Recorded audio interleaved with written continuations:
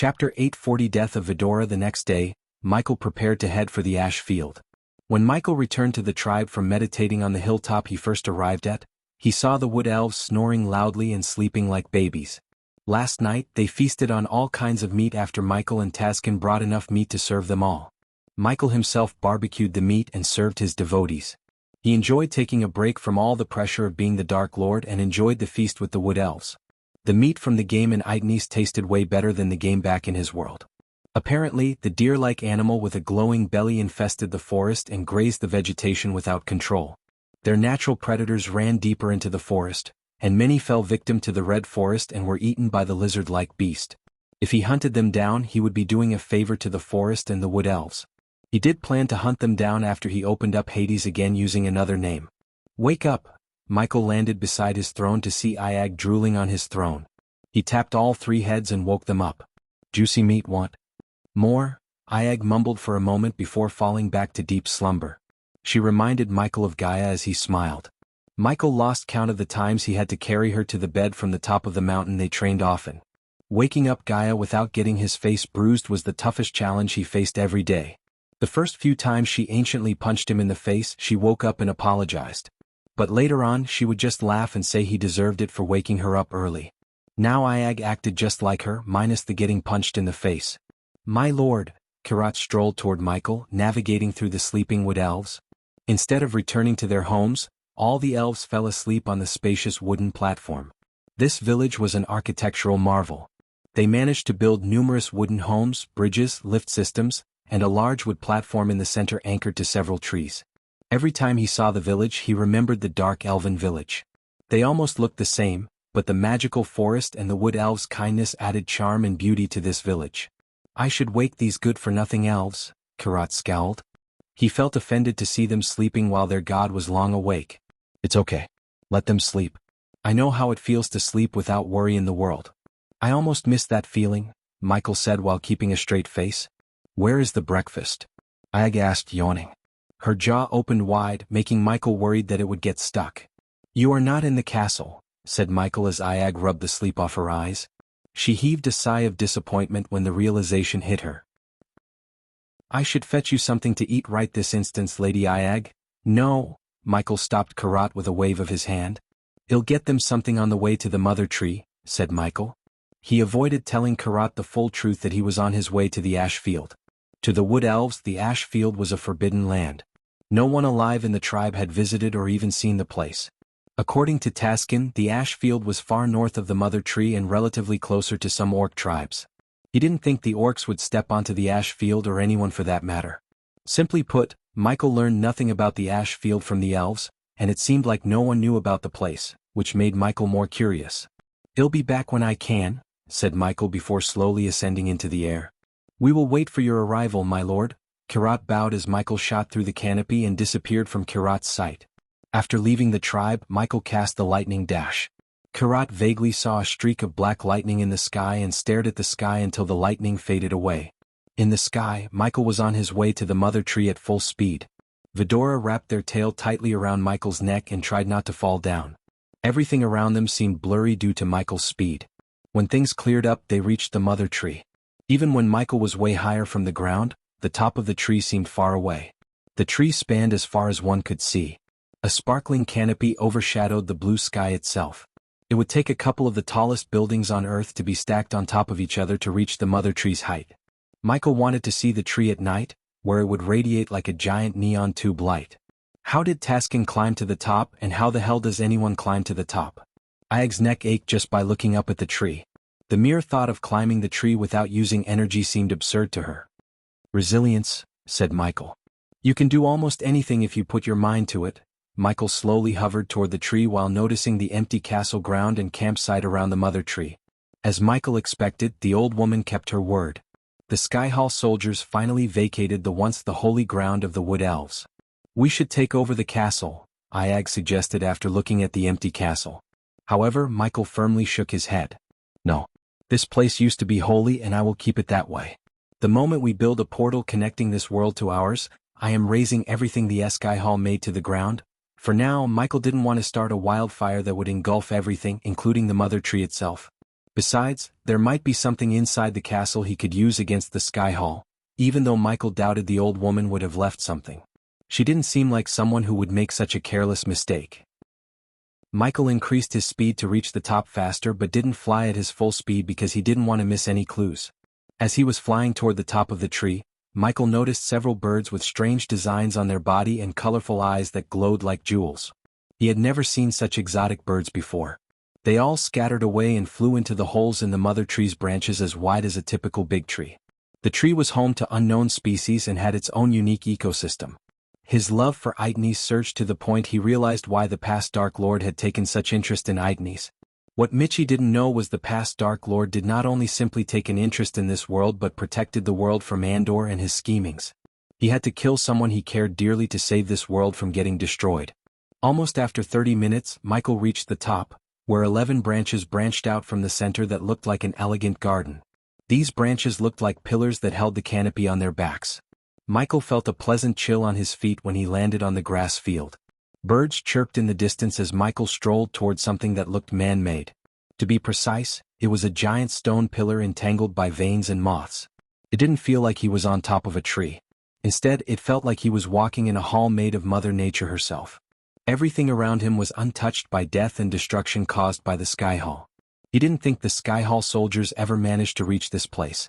They would have if they could use arch energy. Thank the gods they couldn't. Otherwise, the Sky Hall soldiers would have hunted down the bright blue feathered birds watching him just for their feathers. Michael's full focus was on the stone pillar. The closer he got to the pillar, the more he felt a strange energy coming from it.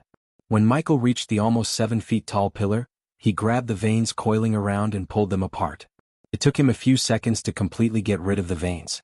Finally, Michael was able to see the stone pillar clearly. What he saw engraved in the stone pillar rendered him speechless. His heart almost skipped a beat. For a brief moment, Michael's mind just went blank. The reason for Michael's complete shock was the engraving of a man with 2 swords fighting a 3-headed hydra hundreds of times the size of him. That was only a part of the mural. Below that, they saw the fallen hydra and the man kneeling before its body, presumably exhausted after a battle. It can't be real, it's not, it must be Mugashiku, Iag muttered as Kane slowly shook his head. Mugashiku is a 4-headed hydra. That would be us unless there was another 3-headed hydra in existence, said Kane. Then that's not Ghost. It must be someone else, Iag's eyes watered. Look at the swords he was holding, Kane pointed at the swords. Although the swords seemed small, they could see the 3 dragons in the hilt, looking exactly the same as Michael's dark swords. Michael had no words as he was in utter shock. If the mural was something that happened in the past, to be precise, happened to the past Dark Lord, it meant the past Dark Lord fought and killed Vidora. But why? That was the question that drilled his brain to the core. He knew the past Dark Lord's life was kind of fucked up, yet Michael never imagined it would be fucked to the point he had to fight and kill Vidora. Vidora was family to him. There must be more to this, Sarba stuttered. He would never hurt Ghost and he knew his siblings wouldn't too. We don't have to freak out. I said this is Ghost, but I didn't say it's our Ghost. Kane's words somehow managed to calm down Iag and Sarba. But what happened between us that made us fight to the death? Asked Sarba. Chapter 841 by Ning's Fear, Please be careful. Inside a cozy room draped with sky blue curtains, the old woman Michael met at the castle talked to a girl in a mirror. The girl's figure slowly faded out of existence after the old woman waved her hand. After the girl's figure vanished, the mirror reflected the old woman's figure. The girl who just disappeared was none other than Rowena Winston, the Holy Maiden, and the old woman Michael met was her maid, Bai Ning.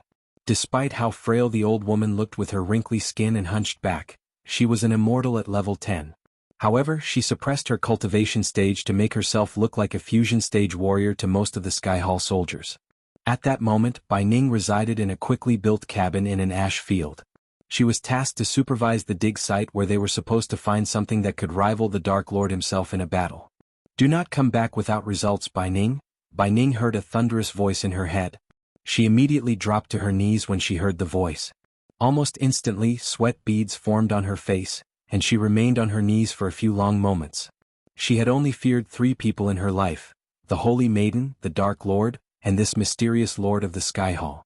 Bai Ning didn't fear the first 2 as much as she feared the latter because Rowena and the Dark Lord were still weak compared to her. The same could not be said of the mysterious Lord. He could end her and the entire Sky Hall with a snap of his fingers.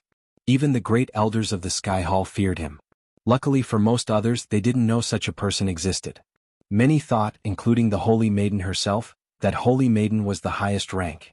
However, the truth was that there existed someone above the Holy Maiden. The most powerful great elders served him and feared him more than they did the Holy Maiden. Deep down, Bai Ning didn't want to see this mysterious lord in person. Instead, she was quite happy serving him from the shadows. Bai Ning hoped that the Holy Maiden would bend her knees to this mysterious lord when the time came, though Bai Ning didn't think that would happen, judging by Rowena's temperament.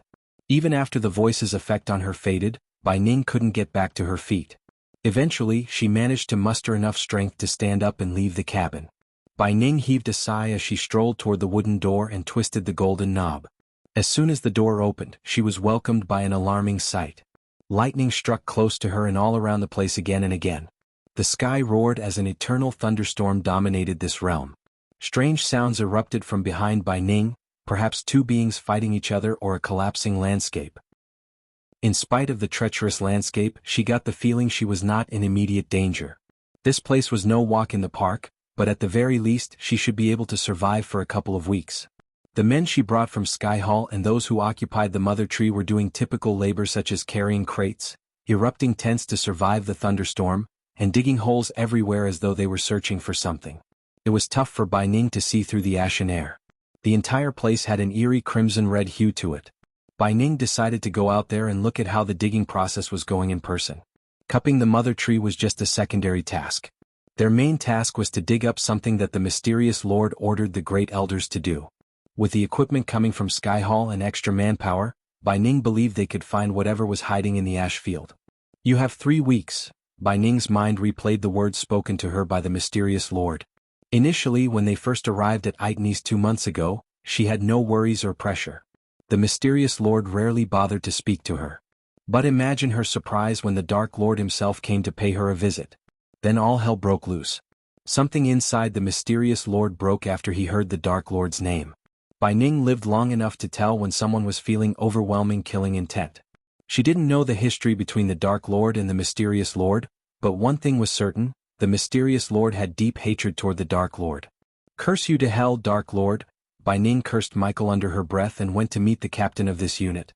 A few meters away from her, a group of silver-armored soldiers was digging the ground using shovels, while another group was carrying an unconscious soldier toward one of the tents.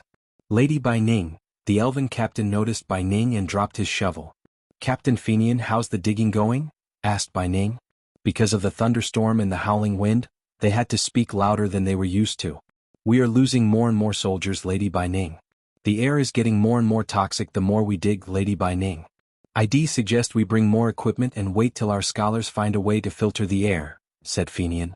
But Bai Ning firmly shook her head. "Not an option, Captain. The order came from the top. If we don't show results to the higher-ups in 2 weeks, it'd be our heads that roll on the table." Bai Ning didn't give a damn about the soldiers. As far as she was concerned, they were all expendable. "At this rate, we won't have enough men to dig, Lady Bai Ning. We have already lost half of our men to the Dark Lord, and many of the survivors fell sick to the toxic air." Fenian raised his voice. Unlike Bai Ning, he cared about his men. Dying came up with being a soldier, but Fenian preferred dying with honor on the battlefield to digging for something. "Have they taken the purification pills?" asked Bai Ning. "They have, Lady Bai Ning. But the pills seem to lose their effect when they dig deeper into the ground. Maybe we tell the Holy Maiden about this, and oh." Bai Ning didn't realize she had raised her voice to the point it sounded louder than thunderclaps. The soldiers stopped what they were doing and turned their gazes to Bai Ning. "Back to work." Bai Ning ordered the gazing soldiers as they quickly returned to their work. "Captain Fenian, you are to tell the Holy Maiden about this under no circumstances. She hasn't ascended to the throne of the Holy Maiden yet. If she knew of this and caused a ruckus among the elders, her ascension would be hindered." "I don't think I have to explain the politics in Sky Hall." Fenian creased his sword-like brows. As much as he hated hiding things from the Holy Maiden, Lady Bai Ning's words made sense to him. Besides, he knew Lady Bai Ning cared about the Holy Maiden more than anyone in the Sky Hall. If she thought telling the Holy Maiden about the ash field was not a good idea, Fenian had to obey her order. The only thing that worried Fenian was the lives of his men. Many thought the Sky Hall was a single entity and functioned as one. But it was only half the truth. The reality was that Sky Hall was politically scattered into various groups inside. For instance, some believed in and served the Holy Maiden wholeheartedly like Fenian, while some wanted to change the hierarchy and form a circle of elders. Another group consisted of the most powerful elders who knew about the mysterious Lord's existence, and they served him, only him. I know losing your men hurts, Captain. But if we don't do this, we will lose way more to the Dark Lord. You saw what he did to those poor souls. Bai Ning sympathized with Fenian while low-key manipulating him using the Dark Lord. Fenian sighed as he looked around at his men for a moment. He could only feel pity for the men who were digging down as they were ordered without having any idea they were about to die. Rather, even if they knew they would die, they wouldn't disobey their orders. It'd be helpful and even reduce the number of casualties if we knew what we are looking for here, Lady Bai Ning. Hearing his words, Bai Ning could only sigh. You'd be the first one to know when or if they tell me, Captain. Also, I have another task for you. What is it? Asked Fenian. I want you to go to the human tribes in this world and gather as much information as you can about them. I need to know their lifestyle, who or what they worship, and how many people are in their tribe. Bai Ning paused for a second and continued. The Wood Elves are lost cause. We have to stop more people from following the Dark Lord here. If we had natives of this world doing our work, the Dark Lord wouldn't have killed them as he killed our soldiers. He still has a soft spot for his own race and we should exploit it if push comes to shove. When should I leave? Fenian asked Bai Ning. He knew he would be more useful in collecting information that could give them an advantage over the Dark Lord than digging holes and looking at his soldiers fall one by one. Subconsciously, Fenian didn't want to be here and deal with the guilt. No time like the present, Captain. What if the Dark Lord breaks the deal and comes here, Lady Bai Ning? Bai Ning chuckled. He won't break the deal, but he will come here to see what we are up to. In fact, I'd say he's on his way as we speak. You go and get ready to leave, Captain. I'll deal with the Dark Lord. Chapter 842 World-Ending Monster. Bai Ning supervised the digging after Captain Fenian left the ash field to gather information on the humans and Ignes. As time passed, more and more people fell sick to the toxicity in the air. Even the soldiers at the fusion stage collapsed like a lump of coal. After seeing almost 15 soldiers fall to their death, Bai Ning wondered what the hell she was ordered to dig up. As much as she liked to know the answer, she could not contact the great elders or the mysterious lord. Only they contacted her, not the other way around. Lady Bai Ning. The old woman heard an elated shout from a few meters away. She quickened her steps as a group of soldiers gathered around a crater they had dug. They found something, the silver-armored soldier sitting on the edge said, bowing his head toward her. Bai Ning approached the edge and looked down. Some of the soldiers were lying in the red sand unconscious as the remaining soldiers slowly dug something up. Bring that to me, Bai Ning raised her voice. The soldiers carried something gray and heavy. From her point of view, the object had no distinguishable shape. It took 5 soldiers to carry the object to Bai Ning. The soldiers groaned and panted heavily. A couple of soldiers from above ran downhill to help the soldiers carry the object upwards. Finally, the soldiers managed to bring the object upside and placed it before Bai Ning. The old woman squatted beside the object. Thud. Some of the soldiers who carried the object to them fell down and rolled down the crater. However, Bai Ning didn't give a damn about them. Her full focus was on the object before her. What is it? Bai Ning mumbled under her breath. She slowly ran her fingers through the object. Because it was under the ground for so long, its surface was blanketed with a thick layer of dirt. She rubbed off the dirt as much as she could. The soldiers helped her with brushes and tiny tools they used to remove the dirt. Then the object started to take the shape of a triangle. The bottom of the object had cracks and seemed like a part of it was missing. Judging by the smoothness and the shape, Bai Ning had a feeling that this might be a broken tooth. Lady Bai Ning. As she was pondering about the object, she heard another shout. This time, a group of soldiers carried a 6-feet-long pillar toward Bai Ning. They placed the pillar with a heavy thud. To Bai Ning's surprise, the pillar and the object on the ground seemed to have been made of the same material. Bai Ning looked up as she saw the pointy end of the pillar and felt a chill running down her spine. It is a tooth, Bai Ning muttered. The pointy end, the shape, and the cracks on the surface, everything pointed to one thing: a tooth. She wouldn't have come to this conclusion if she hadn't seen dragons in real life. But the tooth was too big to be a dragon's unless the dragon was almost 200 meters tall. There was no mention of a 200-meter dragon in any texts, and according to her knowledge, a dragon could not grow to that size. It was biologically impossible. Bai Ning's jaw dropped a few inches as she looked around the ash field, shocked to the core. At the moment, the biggest creature alive was Mugashiku, aka the dormant hydra in the southern continent. As far as Bai Ning could tell, the tooth belonged to an ancient beast bigger than Mugashuko. "We are standing in the graveyard of an ancient beast," Bai Ning mumbled. Her mind cancelled out all the sounds around her. The eerie silence rooted strongly into her heart as fear crept down her spine slowly. If the tooth alone was 6 feet tall, she could only imagine how monstrous the beast would have been in real life. "Take this to my tent and keep digging," Bai Ning snapped back to reality after briefly being in shock. Then she took her gaze from the tooth to the soldiers around her. "Scatter the demon caskets you have dug out," Bai Ning ordered the soldiers. Her tone contained a sense of urgency. "Yes, Lady Bai Ning," the soldiers quickly nodded and carried the tooth to Bai Ning's tent. Meanwhile, the rest hurried toward the largest tent on the field to take out the demon caskets they stored there. Even on their way to the tent, some soldiers fell unconscious. While the soldier who was carrying the tooth to Bai Ning's tent wobbled as their legs felt weak. The radiation coming from the tooth was too much for the soldiers to handle. If she wasn't an immortal, she might have lost consciousness to the radiation. Bai Ning watched the soldiers carry out their words despite their comrades falling down like flies. Their loyalty and devotion toward the Sky Hall were truly remarkable. She had lived for centuries, and every generation of soldiers had the same devotion toward Sky Hall. They could only defeat the looming threat, the Dark Lord, with firm devotion and undying loyalty. Otherwise, the Dark Lord would corrupt their soldiers and turn those soldiers against them. "Do not underestimate him," Bai Ning recalled the great elder's words. They were stronger than the Dark Lord, yet they avoided fighting with him. Instead, they believed the mysterious Lord's words. He wanted no one except Noah to fight the Dark Lord. Even an immortal like her shuddered when she saw him up close. When she was talking to the Dark Lord, she felt like staring at death itself. The darkness in his eyes tested her will to speak a word against him. Reading texts about the Dark Lord and witnessing his atrocities in person was as different as the sky and earth. Just thinking about him made her shudder, especially after learning what was beneath them. No matter what, she could not let the Dark Lord know the secrets of the ash field.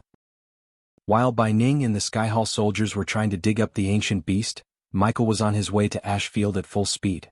However, instead of flying in the sky, he flew through the forest to hide the trail of black lightning. He didn't want the old woman or anyone to notice him.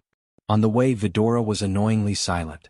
After seeing the mural in the pillar, they became silent, especially Iag and Sarba. Kane, on the other hand, believed they could change the past and avoid fighting each other.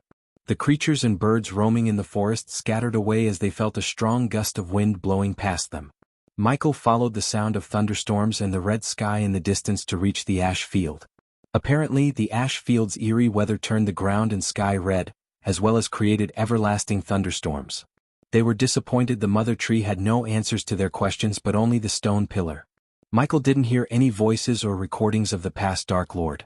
Not everything was laid clearly for Michael by the past Dark Lord, in other words, himself. To be honest, Michael had no problem with that. Of course, it was shocking to the core that the past Dark Lord fought Vidora and killed them, but Michael believed there was more to the story than the mural told them. There must be a reason why Vidora turned against him. Eventually, the trees around him lessened in number. It felt less cluttered and more spacious. Soon the forest opened up to an entirely new biome. From a bird's view, a straight line divided the sparkling blue forest and the red sandy place with violent thunderstorms. The sky looked like someone painted it with blood and smeared the painting with clusters of black clouds. Michael had a tough time looking through the thunderstorm. The storm lifted the red sand and started the sandstorm. Luckily, it also helped Michael blend in with the surroundings. Just like he was having difficulty locating the Sky Hall soldiers, they would have the same difficulty locating him. Thanks to the thermal vision, he was able to locate the soldiers. As soon as he turned on the thermal vision, he saw several yellowish figures with glowing redness in the center running around. They seemed to be digging the ground despite the storm. In addition, Michael also vaguely noticed some tents and tried to locate the old woman among them. However, she was nowhere to be found, at least in his vision. Michael slowly ascended into the air to better view the place. Hovering in the air, Michael took out a few drones and willed them to fly through the storm. Bang! Surprisingly, the drones exploded into pieces in a few moments. Kane creased his brows. There is some kind of energy shield around the place. Finally, Sarba broke his silence and informed Michael about the strange energy dorm he sees around the place. "I don't see any shields," said Iag. "Let's wait here and watch what's happening," Michael said. He didn't plan to go through the shield or break it altogether, which might alert whoever placed the energy shield in the first place. Michael flew around the dome with Sarba's help. As he was hovering around, he saw more demon caskets on the ground. The The soldiers tirelessly unearthed them to God knows for what reason. But what lies in the ground avoided both Michael and Sarbah's senses. Bai Ning and her soldiers had no idea what they were doing. As a matter of fact, only one being alive knew the origin of the ancient beast, Andor. This ancient beast was a large piece in his elaborate plan to exact revenge on the Dark Lord. Chapter 843 Andor's plan for Vidora. In Andor's castle, the god of time and space was sitting on his throne alone as usual. Unlike any other day, Andor had a grin plastered on his face. The reason for his unusual smile was the thing covered in gray cloth. Whatever was hiding beneath the cloth took almost half of the throne hall. Andor would look tiny if he stood beside it. Looking at the cloth-covered object, Andor waved his hand as a 6-foot circular mirror appeared and hovered in the air before him. Something created a few ripples in the mirror as though the glass had turned liquid. Andor's hands glowed as he extended his hand toward the mirror. A bright light slowly flew out of his hand and landed on the mirror. Typically, a mirror would have reflected the bright beam of light, but not this one. Instead of reflecting the light, the mirror absorbed the light. Soon, silhouettes appeared in the mirror. Gradually, the ripples in the mirror settled down, revealing the silhouette's figure. The figure in the mirror had an eerie aura around him. He was inhumanly tall and had a bust to build.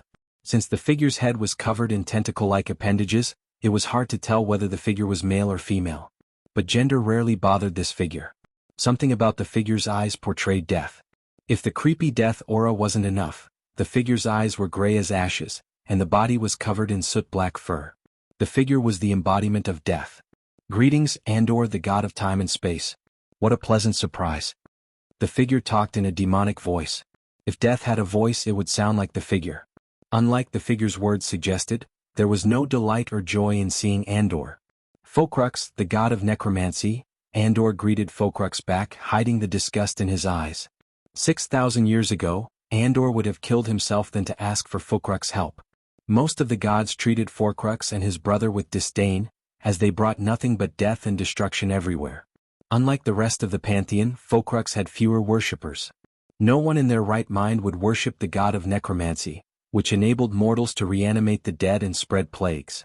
Yet again, because of the Dark Lord, Andor was forced to do something he hated the most. In this case, Andor had to make a deal with Focrux. How is the mortal universe treating you, Andor? I heard mortals built countless temples to worship you. Focrux' words and tone oozed with sarcasm. Hearing such a lowly god mock him, Andor's blood boiled to the point his eyes turned red. But Andor took a deep breath to calm himself. Like it or not, Andor needed Focrux' help, and there was no point in fighting with him.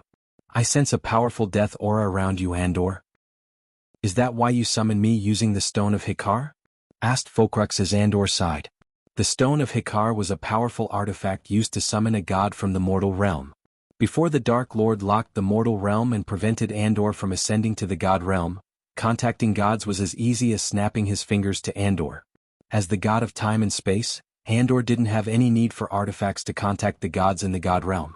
Instead, he would just open up a portal and meet them in person. But now, Andor had to use the Stone of Hikar to summon Focrux. Unfortunately, he had to wait another 100 years to use the Stone of Hikar again.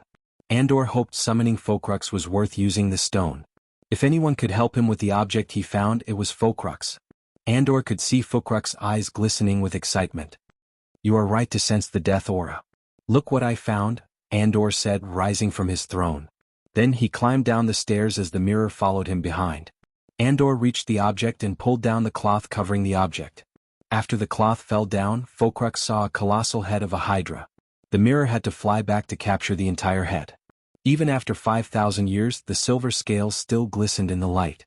That's the Dark Lord's hydra, Focrux stuttered. He was completely stunned by the head. 5,000 years ago, the entire realm of gods felt the effects of the battle between Andor and the Dark Lord. Even some of the powerful gods had to leave their dimensions and intervene in the battle, not to save or fight for Andor but to prevent the realm of gods from getting obliterated by the Dark Lord. The Dark Lord and his pet Hydra terrorized the realm and almost succeeded in killing a fellow god. Thousands of divine beings lost their lives as collateral damage, and the damage to the realm still had remnants of their battle. No one thought a Hydra could become powerful enough to rival the most powerful gods, and for hundreds of years, everyone thought the Hydra was unstoppable until fate played a cruel trick upon the Dark Lord and the Hydra. Something happened between the two that resulted in them fighting to the death. Only a few gods knew the real reason why they fought each other, and Focrux was not one of them. The battle between the Hydra and the Dark Lord lasted for 2 long weeks.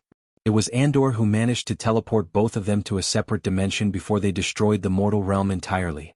The gods had never witnessed such an intense battle between a god and a beast. At the end of their battle, the Dark Lord slew the Hydra and emerged as the victor. Focrux was fortunate enough to witness the death of a terrifying existence. He watched the light of life leave the Hydra's eyes, and tears roll out from the Dark Lord's eyes. Vidora. Andor raised his voice as he burst into laughter. The Dark Lord's pet.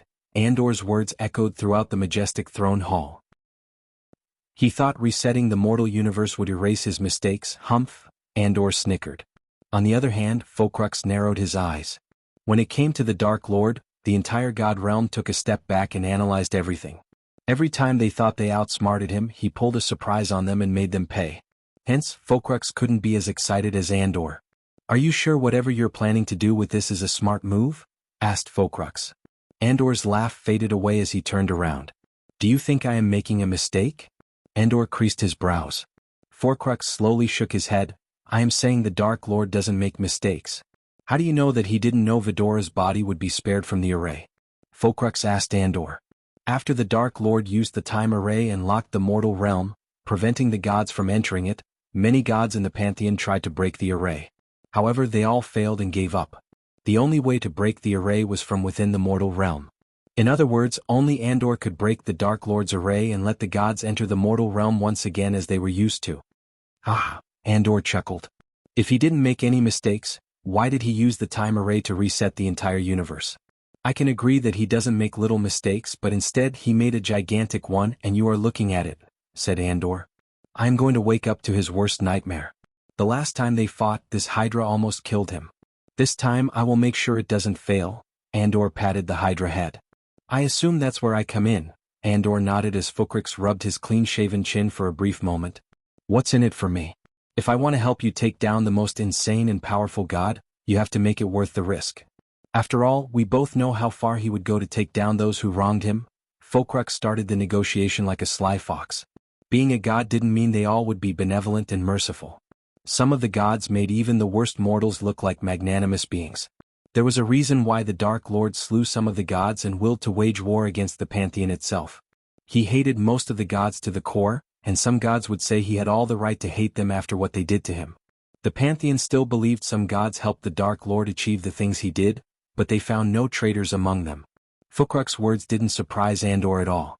In fact, he expected the god of necromancy to ask something in return. "You get to take the body of whoever falls in the battle. Hydra or the Dark Lord himself, you'll get to play with their bodies." Focrux's eyes sparkled as he almost drooled.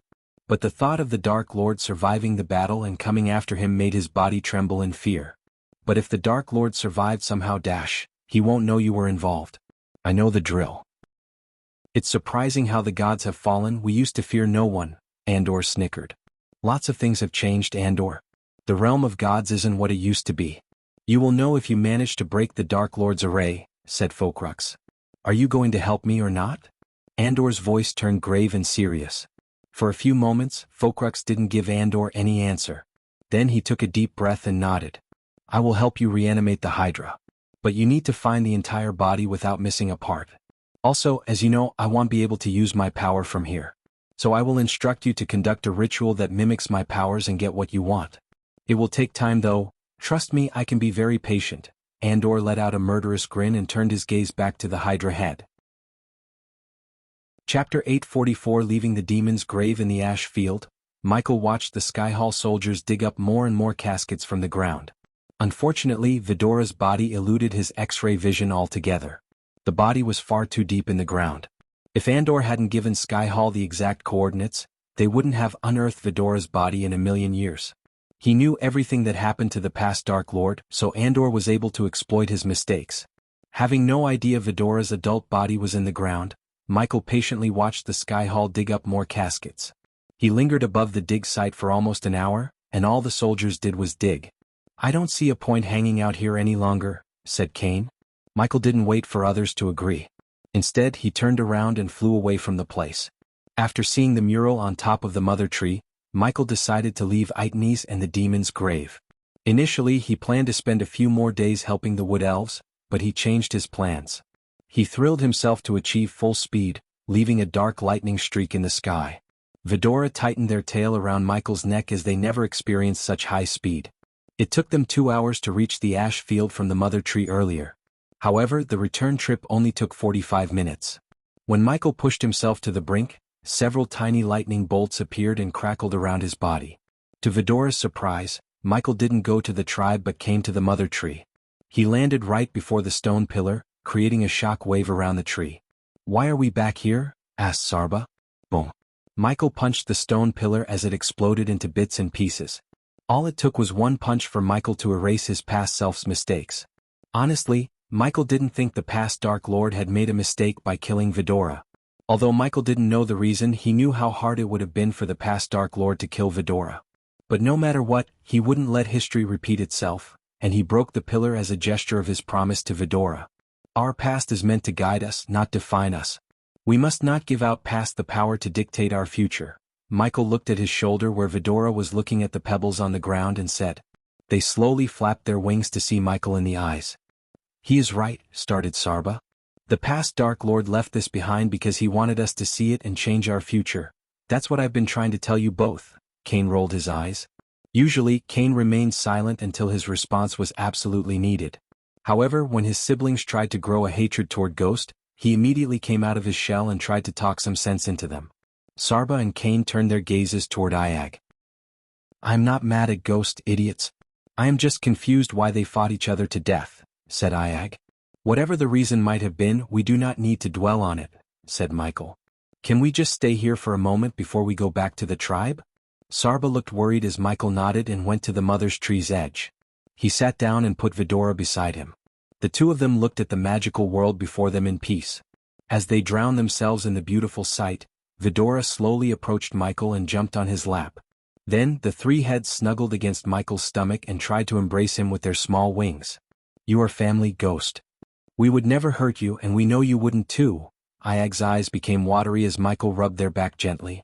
Michael was about to open his mouth when he saw the silhouette of the past Dark Lord in the sky. It only lasted in the sky for a mere moment, and Michael could swear he saw the past Dark Lord smile at them before disappearing. At that moment, Michael felt something changing inside him, like something heavy had been lifted off of him. The more Michael learned about the past Dark Lord, the more he understood why he decided to reset the entire universe. At first, it felt a bit extreme to Michael, but he sympathized with him after learning about the dark parts of his life. If he had lost Gaia and been forced to kill Vidora for some reason, he would reset the universe too. He wouldn't let that happen no matter what. The two of them spent almost an hour on the mother tree before returning to the tribe. As usual, the wood elves greeted him with bright smiles and cooked meat since Taskin and the others could hunt efficiently using the crossbows. "I hope you had a pleasant journey, my lord," Karat said as Michael sat on his throne. For a few moments, Michael didn't answer Karat. "My lord," Karat called Michael again. He looked drowned in his own thoughts to Karat. "What did you say?" Michael asked, snapping back to reality. "Is everything all right, my lord?" asked Karat. Thilv couldn't help overhearing Karat and approached the two of them while Taskin was helping the other crossbow bearers perfect their aims. "It will be soon," said Michael. Then, with a flick of his wrist, Michael took out the copper ring and the silver coin he snatched from the panther. Like a magnet pulling the iron closer, the copper ring pulled the silver coin almost instantly. Ding! The silver coin hit the copper coin. Michael felt the copper ring frantically vibrate as the silver coin radiated a dim glow. Soon, the silver coin glowed as bright as a torch, making the wood elves around Michael close their eyes. Suddenly, the light shot straight above Michael and opened up a vortex in the air. Michael was surprised to see the coin open up a portal in a blink of an eye. He thought he would have to ask the system or do some work to activate the copper ring. But on the contrary, the copper ring opened up a portal using the coin. How the coin was able to open up a portal was still a mystery to Michael, but he was glad it did. Seeing the weird swirling hole in the air, the wood elves gasped. When the Dark Lord first appeared in their world, Karat saw a portal just like this portal before. In fact, Karat saw the Dark Lord fly through this portal. Hence, his heart sank when he saw another one appear above them. The old man knew their god was about to leave their world. Michael took a step forward and placed his hand on Karat's shoulder. "I am not abandoning you all. I will be back soon, but my lord, can't you stay with us a bit longer?" Thilv panicked as Taskin dropped what he was doing and came to stand beside his wife. "My lord, is there something we can do to change your mind?" asked Taskin, only to see Michael shake his head. "There is something I must do in my world. As I promised before, I will build a portal connecting this world to mine. I can't do that from here." The wood elves looked gloomy and some even cried. However, they knew they couldn't change Michael's decision even though they wanted to. "Can we come with you, my lord?" Taskin stunned everyone with his question. "As much as I like for all of you to come into my world, I cannot take anyone with me at this moment." Michael slowly shook his head. He stepped back and raised his head to see the swirling vortex. As his feet ascended from the floor, the wood elves dropped to their knees one by one. Many, including children, sobbed to see the Dark Lord leave their world. "Please come back soon, my lord," Karat's voice stuttered. He was on the verge of crying out loud. "Lady Iag, don't forget what you promised us," one of the elven girls purred as Iag nodded with a smile. "I want. And you people better be safe and sound when we come back. Otherwise, you will have hell to pay," Sarba shouted as tears rolled out his eyes. But they were not tears of sadness. On the contrary, Sarba was happy that they would be able to visit their world soon. Granted, both Vidora and Michael wanted to spend more time in Ignis as there was so much more to explore in the world, yet they had no choice. To Michael, his journey through the demon's grave and its noise seemed cut short by an invisible force. Nonetheless, it was his choice to leave and build a portal back into the castle. Now that he had gathered everything he wanted from Ignis, the Dark Army's financial problem would soon be history. On the bright side, Michael couldn't wait to see Gaia and Nightmare and tell them everything that had transpired. When Michael was just a few inches away from the vortex, Michael took out a modified earpiece and mirror from the system storage. He had to convert all the 10 million gold coins into badass points to modify them. It was worth the price though. The earpiece and the tablet-sized mirror floated toward Karat. "You can use them to contact me if there is an emergency." Michael emphasized the word emergency because he knew the Wood Elves would call him every day otherwise. "We will meet you soon." These were Michael's words to them before he disappeared into the vortex. Meanwhile, Andor felt the vortex open in Ignis using the artifact he gave the Beastmen tribe a long time ago. The coin Michael used to create the vortex was made by none other than the god of time and space himself. So naturally, Andor felt it when Michael used the coin. Andor creased his dark brows sitting on the throne. "So one of those idiots managed to lose one to my nemesis." Andor clenched his fist. This act of foolishness alone was enough for Andor to wipe out the Beastmen kingdom. Luckily for them, he had more pressing matters on hand, like reanimating Vidora's body. Chapter 845 Fourth Armor Piece. "I don't care what the fuck you do, but I want him found yesterday. You understand? I am this close to murdering all the guardians I can find." Gaia stomped the ground. She stood in the surveillance room in the dark forest and contacted all the subordinates at the same time, except Saber and Adelia. "If he is in the southern continent, I will find him," said Tiberius. "My girls are doing everything they can, my lady," Sadie started, only to get interjected by Gaia. "It's not enough. I want Meek Ghost empty-handed. That fucker Noah destroyed both the prototype and the weapon. Even the blueprints are gone. So the only way to turn this into a win is to find the man behind this weapon." Gaia was not playing around. If the subordinates were to meet her in person, there would be casualties in the castle. She was pissed at everyone, including herself. Thanks to Noah and his team, she lost the prototype, weapon, and the man who built it. Like a cherry on top of a failure cake, Noah captured the orcs who survived the auction, including the leader, and brought them somewhere Gaia couldn't find. Even Lord Information didn't know anything about the orcs except they supposedly worked for the Beast King. "What about the Guardian you flipped recently? If I heard you right, he is in Noah's elite unit. So how in the hell he has no idea about the inverter's location?" Gaia creased her brows. Everyone went silent, expecting Sadie's answer.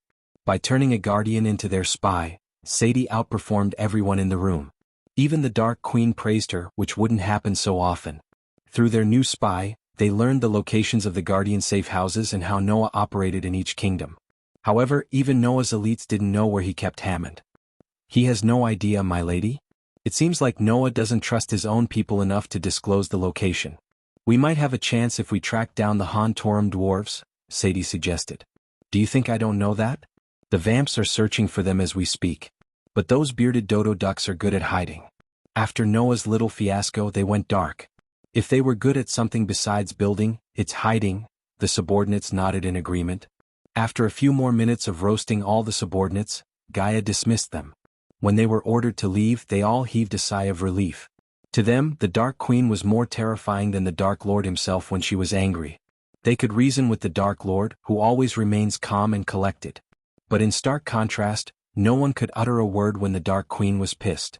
At that time, the only way to survive her wrath was to keep their mouths shut and agree to everything she said. "My lady," Azazel appeared beside Gaia after the mirrors went dark. "What does he want?" asked Gaia without turning around to look Azazel in the eyes. Her full focus was on how to find the man who was responsible for building those weapons. "Lord Saber says he has an update on the 4th armor piece." As soon as Gaia heard these words, she immediately turned her head toward Azazel. "Finally, some fucking good news. Put him through." Soon, Saber's face appeared in the mirror as though all the mirrors had emerged together to form a gigantic face. Judging by the ocean around Saber, Gaia could tell he was on a ship. She also noticed Shorty running around, so she guessed he was in Big Bertha. "My lady," Saber slightly bowed. "Tell me what you found about the armor piece?" Gaia didn't ask any useless questions like "How are you?" or "How is the journey?" Instead, she went straight to the point. "It's in the southern continent, my lady. To be precise, it's in Myril. The man I interrogated told me his family helped bring in 2 crates of ancient artifacts to the southern continent. Apparently, the one who hired him found these artifacts buried somewhere in the Azer continent," said Saber. "What makes you think these artifacts are the Dark Lord's armor?" Gay rubbed her chin in doubt. Nothing Saber said had actually pointed her to think these artifacts belonged to the Dark Lord. This man's ancestor who brought these artifacts to the southern continent has left behind a ship manifest. In that list, he has written unknown metal pieces that attract lightning. His exact words were metal parts that attract crimson-red lightning bolts. Gaia raised her brows as she realized why Saber had come to the conclusion that he did. However, she still had another question to ask. "This man you interrogated, how did you find him?" asked Gaia. There was no chance for Saber to stumble upon a man who knew about the Dark Lord's armor piece. The past Dark Lord went to lengths to hide these pieces and ensured only Michael could find them. Granted, one of the armor pieces was found in ruin by others and almost auctioned out to a war god, but it was just a 1 in a million occurrence. She doubted another one of the pieces might have been found by a human. Because he tried to sell this in the Aqua Palace, Saber slowly raised a broken piece of metal with a skull engraved. "That is..." Gaia's voice trailed off as her jaw dropped slightly. That skull in the metal piece was, without a doubt, the symbol of the Dark Lord. There was no doubt in her mind. If that wasn't enough, tiny bolts of crimson-red lightning danced around the metal piece in Saber's hand. "One of my people was lucky to intercept the sale and inform me," said Saber. "It seems awfully legit to me. What about you, Azazel?" Gaia asked the demon butler. He focused his gaze on the metal piece. "We certainly cannot neglect the possibility that this piece belongs to the Dark Lord's armor piece." Gaia nodded. "Have you learned where these artifacts are in the southern continent?" Saber took a long deep breath before answering Gaia. "About that, my lady. I have good and bad news. Start with good news. I've been getting more and more bad news lately," Gaia sighed. She thought it'd be too easy for them to get the armor piece without going through some kind of trial. It was like the Dark Lord anticipated everything and designed the trials for them. They had found 3 armor pieces so far, and each of them came at a price. "Well, the good news is I've tracked down who owns these artifacts, the Salinators. One of the powerful families in Kingdom Myril." "Then what is the bad news?" "I assume it has something to do with why you can't go there and retrieve the armor pieces by any means necessary," said Gaia as Saber nodded. "The heir of Salinators, Matilia Salinator, is married to General Quintus." As soon as Gaia heard the name Quintus, a light bulb lit inside her head.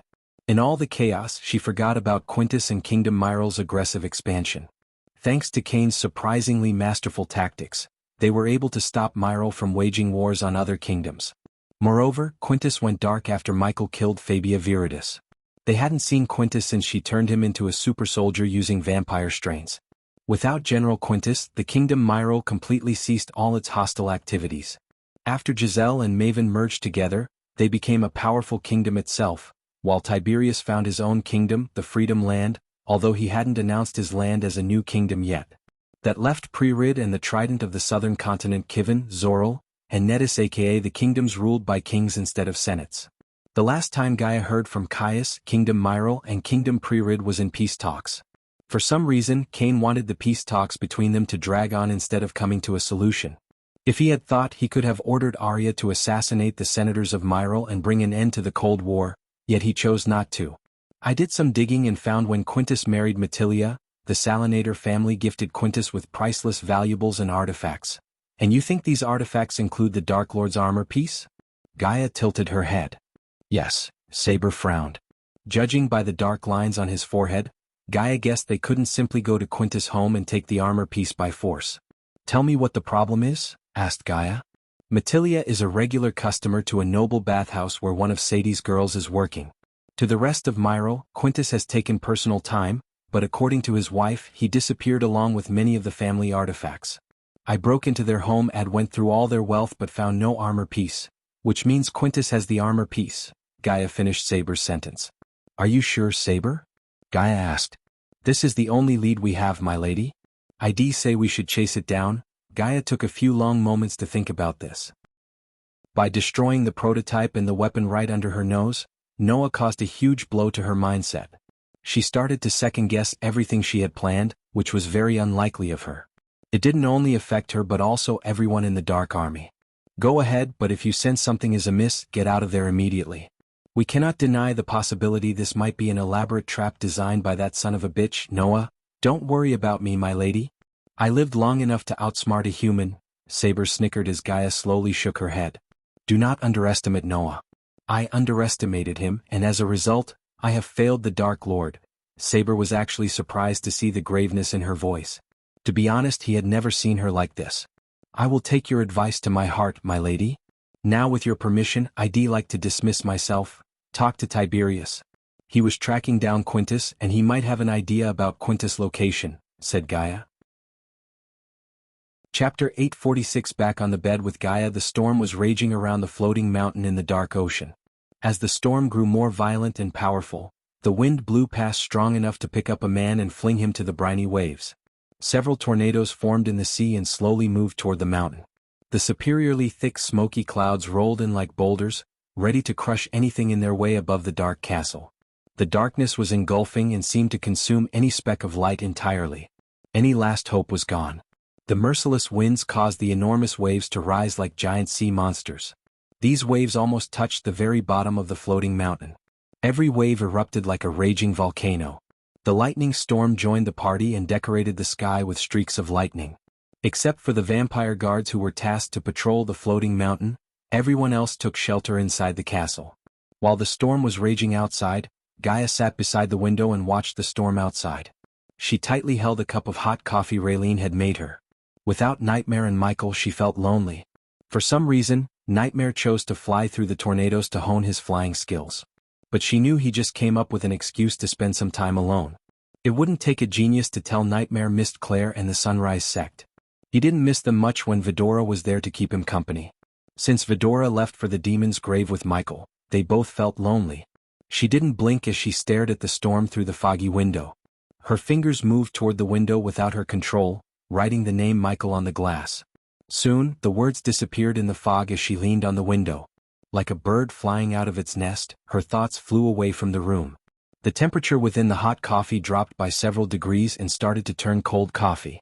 Ever since she lost the prototype and the weapon after so much preparation and planning, she lost her appetite. During the last couple of days, Raylene became another mother to Gaia. She made sure Gaia's been eating and drinking well despite her lack of appetite.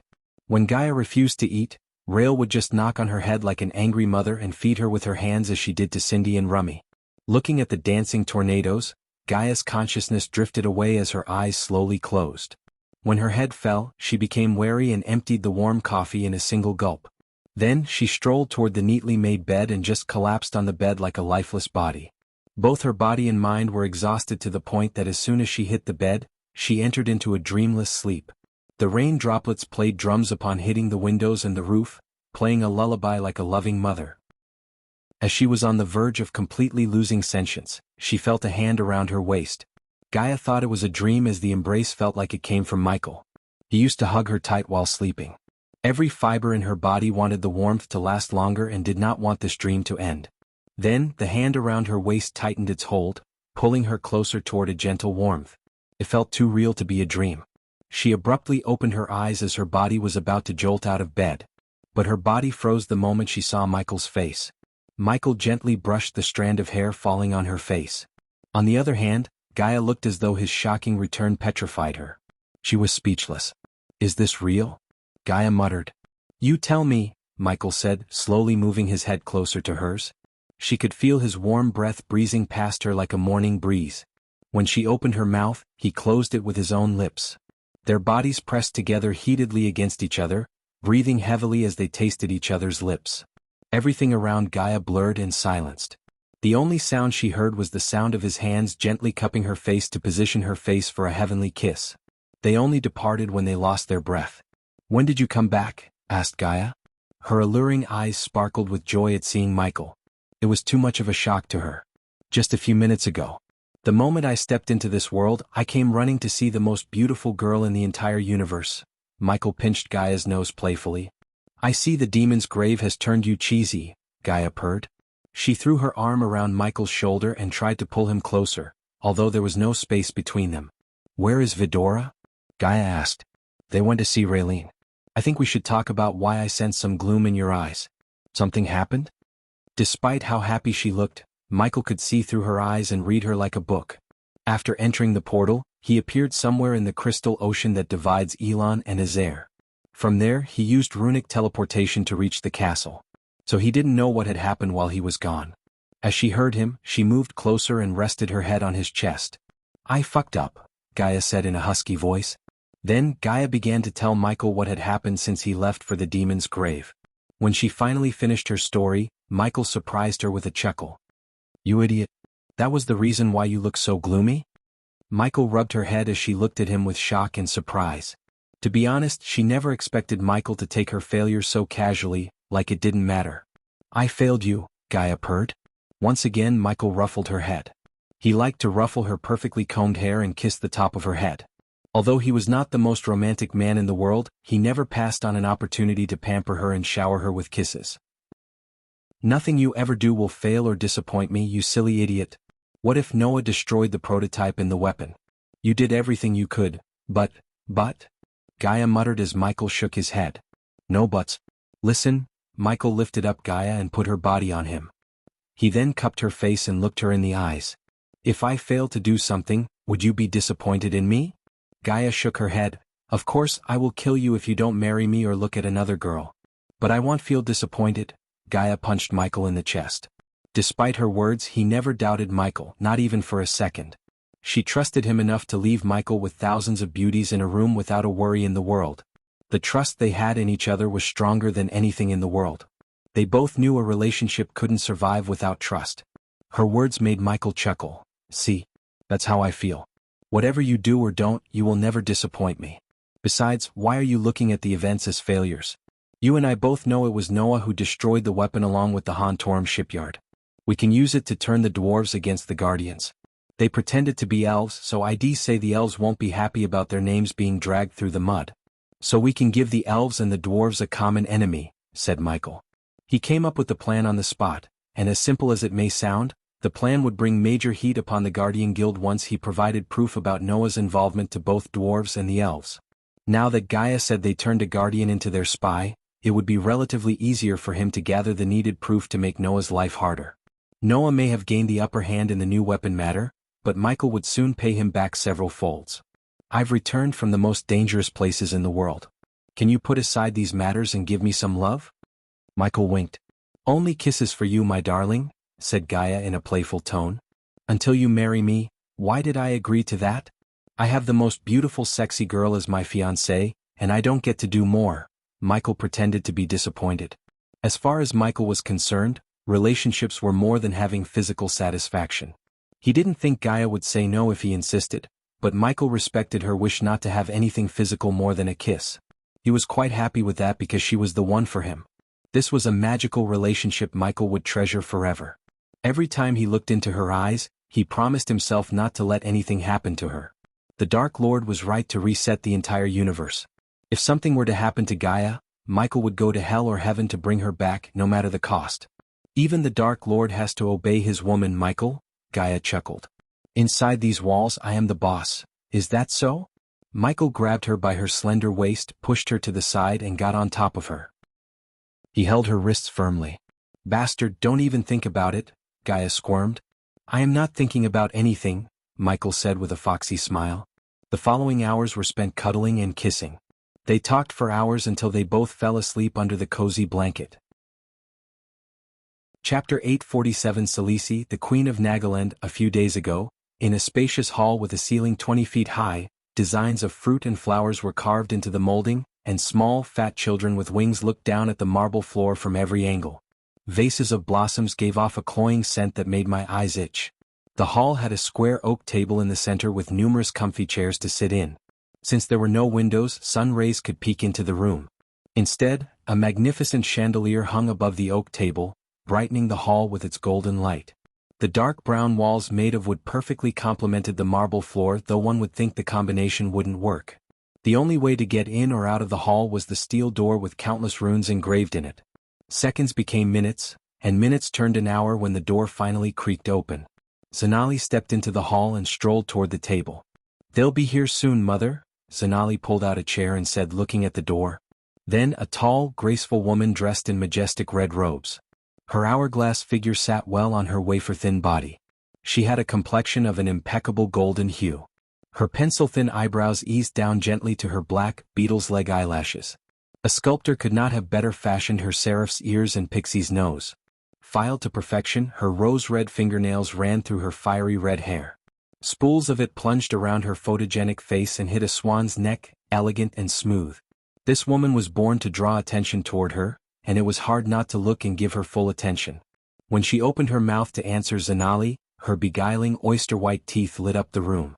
She was the ruler of Nagaland and Zanla's mother, Selisi Hearthill. Even after marrying the king of Nagaland, she kept her last name without changing it as any woman would have. Once Selisi settled down, people began to enter the hall one by one through the door. At first, some elves arrived, then some dwarves, orcs and humans. At last, a group of orcs with books the size of a newborn baby entered the hall and took their seats before the table. After the Nagas filled the rest of the empty seats, Selisi finally rose from her chair to address the 60 or so people in the hall. They all stopped muttering amongst themselves and turned their gazes toward her. Victoria and Evan sat with the humans in the crowd, holding hands under the table. "First of all, I thank all of you for answering the summons and coming here," said Selisi in her captivating voice that fits for a ruler. "We are gathered here to make an important step in history to protect our world from all the evil there is and will be." Selisi started her speech in a calm manner. "The great 8 clans used to protect the world and us. But the reason you've all here is that you and I both feel the same. They failed us. They forgot the very reason why they were created in the first place. Corruption has rooted in them to the core. If we want our future generations to thrive and prosper, we as their elders have to come together and do what must be done." Selisi paused and looked at her audience. "We must be the shield that protects our world from evil and darkness." Selisi slightly raised her voice. "We must be the light bringers in the shadow," her words echoed through the hall. "We must fight for the future of this world for our children." Everyone had a tiny spark in their eyes after hearing her thundering words. Each of them in the hall was handpicked by Selisi herself. The most important thing Selisi looked at in them was their patriotism and the thirst to protect the world. If one was to dig more about each individual, they could find that these people either witnessed the Dark Lord's wrath in person or were kicked out of their clan for doing what the others deemed a violation of clan rule. But if they hadn't violated the rule, many would have died or failed to get the justice they deserved. For instance, Evan left the Guardian Guild after witnessing Ghost obliterate the entire Ithalan Island, and the Barnes family. What he witnessed that day and how weak he felt affected him mentally. For almost a year, Evan fought the traumatic experience and took the path to self-destruction. At one point he wanted to kill himself so he could stop hearing all the cries for help. As a godsend, he had Victoria and Zanali. Evan would have been inside a casket 6 feet deep if it weren't for them.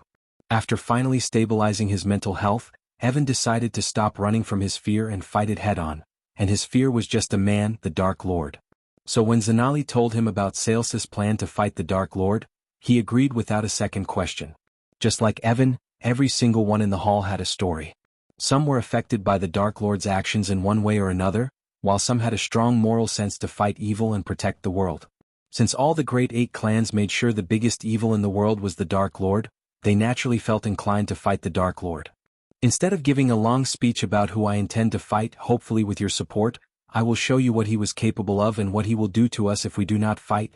Selisi flicked her wrist as a cube materialized on the table's center. A dim light shot out of the cube and formed the image of an island. The images changed from uniquely built buildings to people laughing with their children on the streets. Those who realized where these images were taken clenched their fist and prepared them mentally. Almost everyone knew what was about to happen except for the orcs, who lived most of their lives in seclusion. Then, as they guessed, the beautiful island became a battlefield. The people saw everything they admired burning as dead bodies littered the ground. One by one, the images showed how brutal the last couple of days were for Ithilien. Thousands of mothers lost their sons and daughters.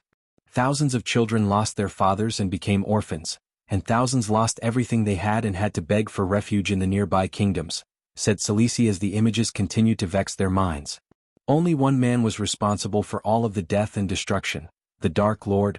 As soon as Selisi uttered the name, the entire hall went silent. But unlike most of the population, the people in the hall seemed furious rather than afraid of Michael. Some of those who lost their loved ones in Michael's war against Ithilien clenched their fists to the point their nails sank into their skin and started to bleed. As we all know, the great clans did nothing to bring him to justice. They are busy doing their politics and fixing their public image. That's one of the many reasons why I want to form a defense against the Dark Lord in the shadows. Because to fight evil such as him, we need to get our hands dirty, said Selisi as Zanali sighed inside. A year ago, if her mother proposed to build another order in secret to fight against the Dark Lord, she would have outright rejected it or tried to talk her mother out of it. But after witnessing all the death and destruction caused by the Dark Lord firsthand, Zanali learned the hard way that her moral views do not apply to him. Evan slowly raised his hand. Evan, right? Selisi turned her gaze toward Evan. He nodded and continued with his question. Let me get this straight. Are you telling us that we have to find a new clan or an order outside the Great Eight clans? Asked Evan. Our new order doesn't need to be separate from the Great Eight clans. As you may have noticed, some of you are in one of these clans. You don't have to leave your clan to fight, just like I don't have to leave my throne. What matters is we are in this together, and we must focus on one thing, putting an end to the Dark Lord's reign before it begins. In other words, you want us to be double agents. Victoria's question followed Sales's explanation. I don't want you to be anything. You are allowed to leave if you want to. I am prepared to put my life on the line to ensure my children and the future generation get to live in a world without any fear of the Dark Lord and his evil aura. The question is, will you do the same? Selisi asked Victoria. It wasn't Victoria who answered the question but Evan. I can't talk for the others, but I had enough of Ghost and his cruel reign of terror. I watched him slaughter thousands of soldiers for what? Revenge? No, Evan shook his head. He wanted to quench his thirst for blood. There was a time I said to myself, he is not that bad. Evan shrugged. Yes, he was not bad. He was evil. I saw the look on his face when he slaughtered Maxim Barnes, his wife and his daughter. He enjoyed their pain and suffering. To this day there are people who still suffer because of him. I, for one, will not stand aside and let him continue to terrorize the world I want my children to grow up in. So yes, I will put my life on the line and fight him to death. Evan banged the table as Selisi smiled, looking at the people around Evan who agreed with him. Despite their racial differences, everyone in the hall decided to form a vanguard against the Dark Lord. 5,000 years ago, what started as a mere group of 70 members grew into a shadow clan that rivaled the Great Eight clans. Like it or not, history had a tendency to repeat itself.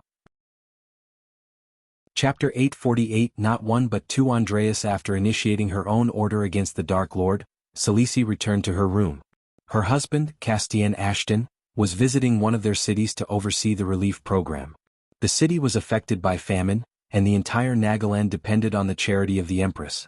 Salesis was a spacious oval room with walls the color of a burning flame. The smell of sweet gardenia candles engulfed the room. On the right side of the room was a royal red sofa set for Selisi to sit and relax, looking at the bamboo garden through the window. Although she was supposed to stay and sleep with Castian in the king's room, she chose to be in her own room. This place had become her refuge and safe haven throughout her almost 2 decades of marriage. Her bedroom only held the things that were very precious to her. She let no one inside the room, including her husband and the maids. As a matter of fact, she cleaned her room by herself instead of ordering the maids to. She decorated the walls with several portraits that reminded her of her life as the Queen of Nagaland. Almost no one knew about Salesis' life before she became the queen. Some believed she was a noble family heir, while others believed she seduced Castian after Queen Adelia's untimely death. But Selisi couldn't care less about the speculations or those who opposed her because they were still loyal to Adelia and her murdering maniac of a daughter, Gaia Ashton. Adelia closed the door behind her and walked to the window to see the serenity of the bamboo garden outside. She could connect with her inner thoughts while she was in her room. Her mind established a sense of peace as she stared at the peaceful garden outside. Whenever her life in Nagaland got tougher, which happened so often because of Gaia and Adelia's loyalists, she would come to her room and think things out thoroughly in order to make life easier. The sound of the bamboo fountain canceled out the sounds of everything around her. As she looked at the bamboo garden, a puff of smoke came from one of the portraits depicting a village. The smoke slowly took the shape of a middle-aged man with milk-white hair. The man hovered in the air behind her, waiting for Salisi to turn around. She made him wait for a few minutes and then turned around. "Has everything gone according to our plan?" asked the man. "It went better than we expected. You know how to pick them, Andreas?" Salisi addressed the man as Andreas, the Supreme Guardian. She was not wrong, as the man before her was indeed Andreas. Just like the soul inside Noah's ring, the man before Salisi was another part of Andreas' whole soul. The only difference was the soul part in Salsis' room was much younger compared to the soul piece inside Noah's ring. "Accept my disciples," Andreas sighed. "You didn't choose Noah Winston, Andreas. He was born a god just like the Dark Lord. You chose Noah because you wanted to train Noah in the fight against the Dark Lord," said Salisi. "It seems like my other soul part is doing a bang-up job training Noah. I wouldn't be here if he wasn't," Andreas sighed. Although both Andreas derived from the same soul, they became separate beings. Besides, the Andreas with Noah was in existence longer than this Andreas. As a result, Mentor Andreas lost some memories, including the other soul pieces in existence. Don't underestimate Noah, Andreas. The Dark Lord tried to get him pickle when he said the Supreme Guardian was alive and with Noah. Everyone thought it's going to put a target on his back. But he played the situation well and turned him into a ladder to reach the Supreme Guardian position. And from what I've been hearing, he was handling everything well. Salsis' praise surprised Andreas. He was with her for 2 decades, and he had never heard Salisi praise her own daughter once, let alone someone else. "He just needs a little push, and that's why we are here. Aren't we?" Salisi asked as Andreas nodded. Salii strolled toward the sofa with Andreas hovering beside her like a friend. He was the only one who knew the real Salisi, and she was the only person who knew of his existence. They had been collaborating for almost 2 decades. 20 years ago, Salisi and Andreas orchestrated Adelia's death to usurp the throne of Nagaland. Adelia's family, the Wraiths, was building a powerful kingdom to support the Dark Lord when he arrived in this world. They almost succeeded in their plan because before Salisi took the throne, Nagaland was powerful enough to take on the Elven Empire itself. Gaia blamed Salisi for the downfall of Nagaland, and she was right to do so. To be precise, Gaia was half right. Salsis' rule was indeed the reason for Nagaland's downfall, but what Gaia didn't know was that Salisi planned everything. Salsis' sole reason for being the queen of Nagaland was to keep Nagaland in check because the last thing the world needed was a superpower to back the Dark Lord in his war against the world. So far, Salsis' plan was going without a hiccup. Her next move was to build a shadow order to fight the Dark Lord in ways the Guardian Guild would never dare. She built an image of a kind and compassionate queen for this very moment. Everything she sacrificed and went through was finally coming together. "I think he needs more than just a little push. I think we need Noah to see that the longer he ignores the Dark Lord, the more people will suffer. Power comes with responsibility. Noah needs to learn that one way or another." Andreas' voice was grave. Fortunately, he lacked a physical body and was restricted from leaving Salsis' side. Otherwise, Noah would have had 2 mentors to argue with.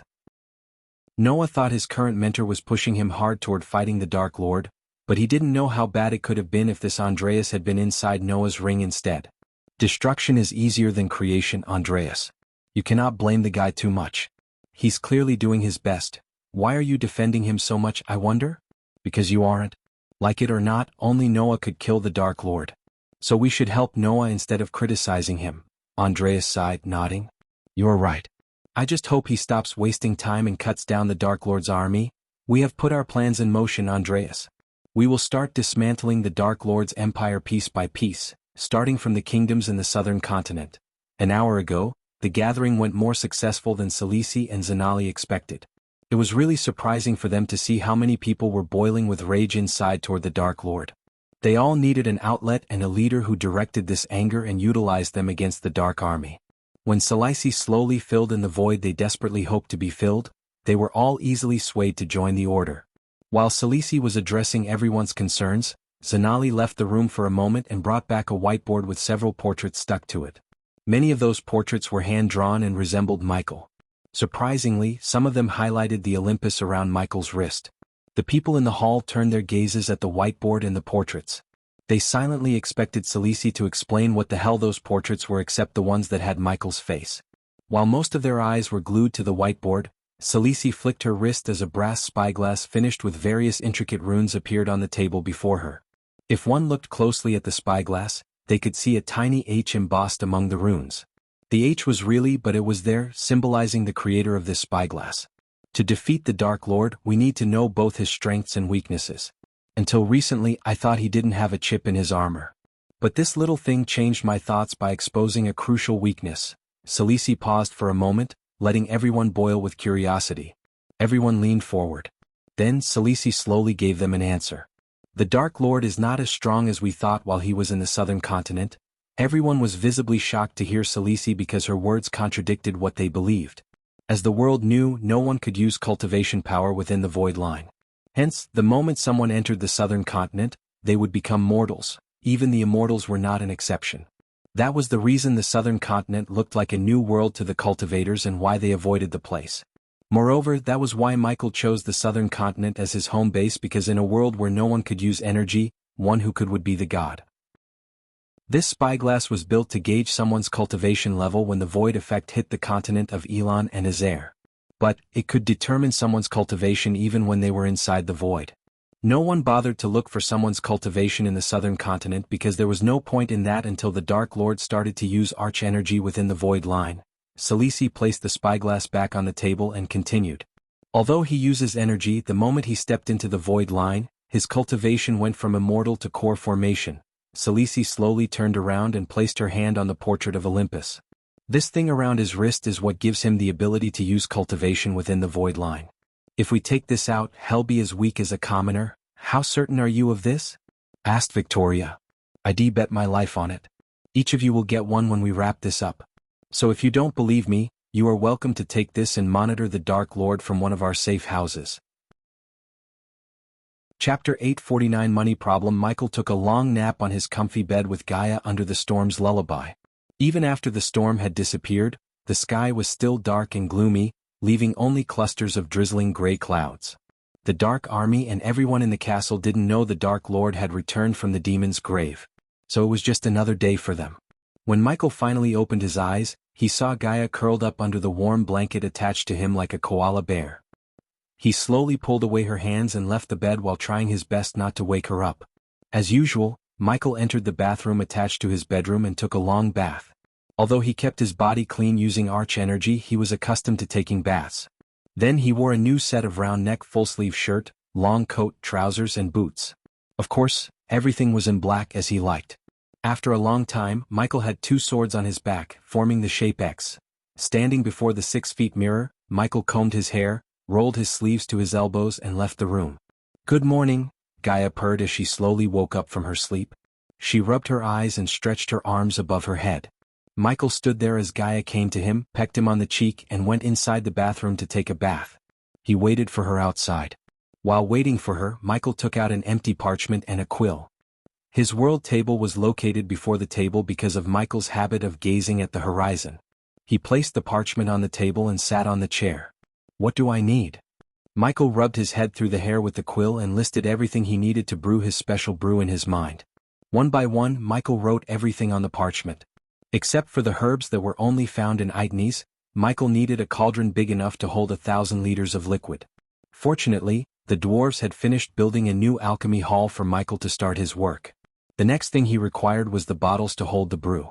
Certainly he couldn't hold the brew in vials. Instead he needed glass bottles. When it came to glass bottles, the only place to get them from was Dalgarum. Once he got all the required items, he could finish the brew in a day or two.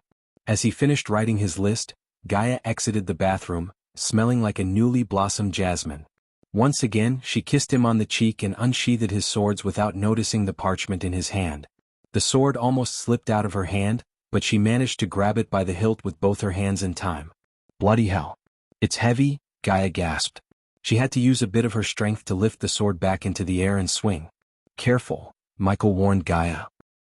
Now that you can forge weapons, why don't we visit this magic forge of yours and forge something for me? Asked Gaia while swinging around the dark sword. Do you have something in mind? Michael asked Gaia. Yesterday when Gaia told him everything that happened, she seemed particularly intrigued by the Death Kiss crossbows which reminded Michael of handguns. With his inventor and blacksmith traits, he planned to fuse energy and his knowledge of modern weapons to create new kinds of weapons.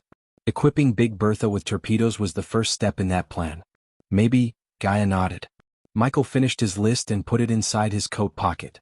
Then he stood up from the chair. Let me guess, you want something like the Death Kiss crossbows?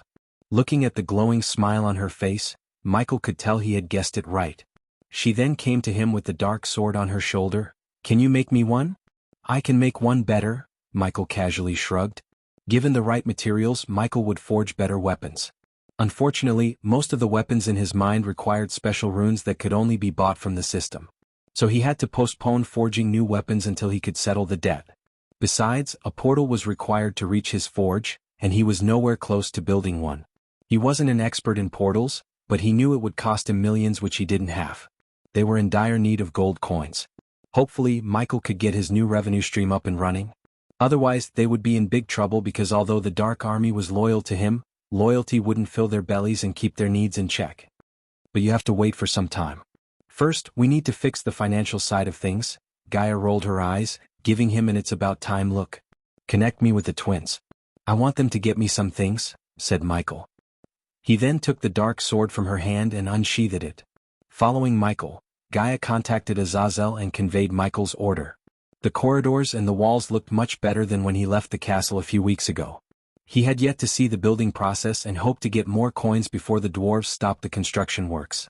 Not because they needed gold coins as their wage, but because they needed materials, and materials that didn't come for free.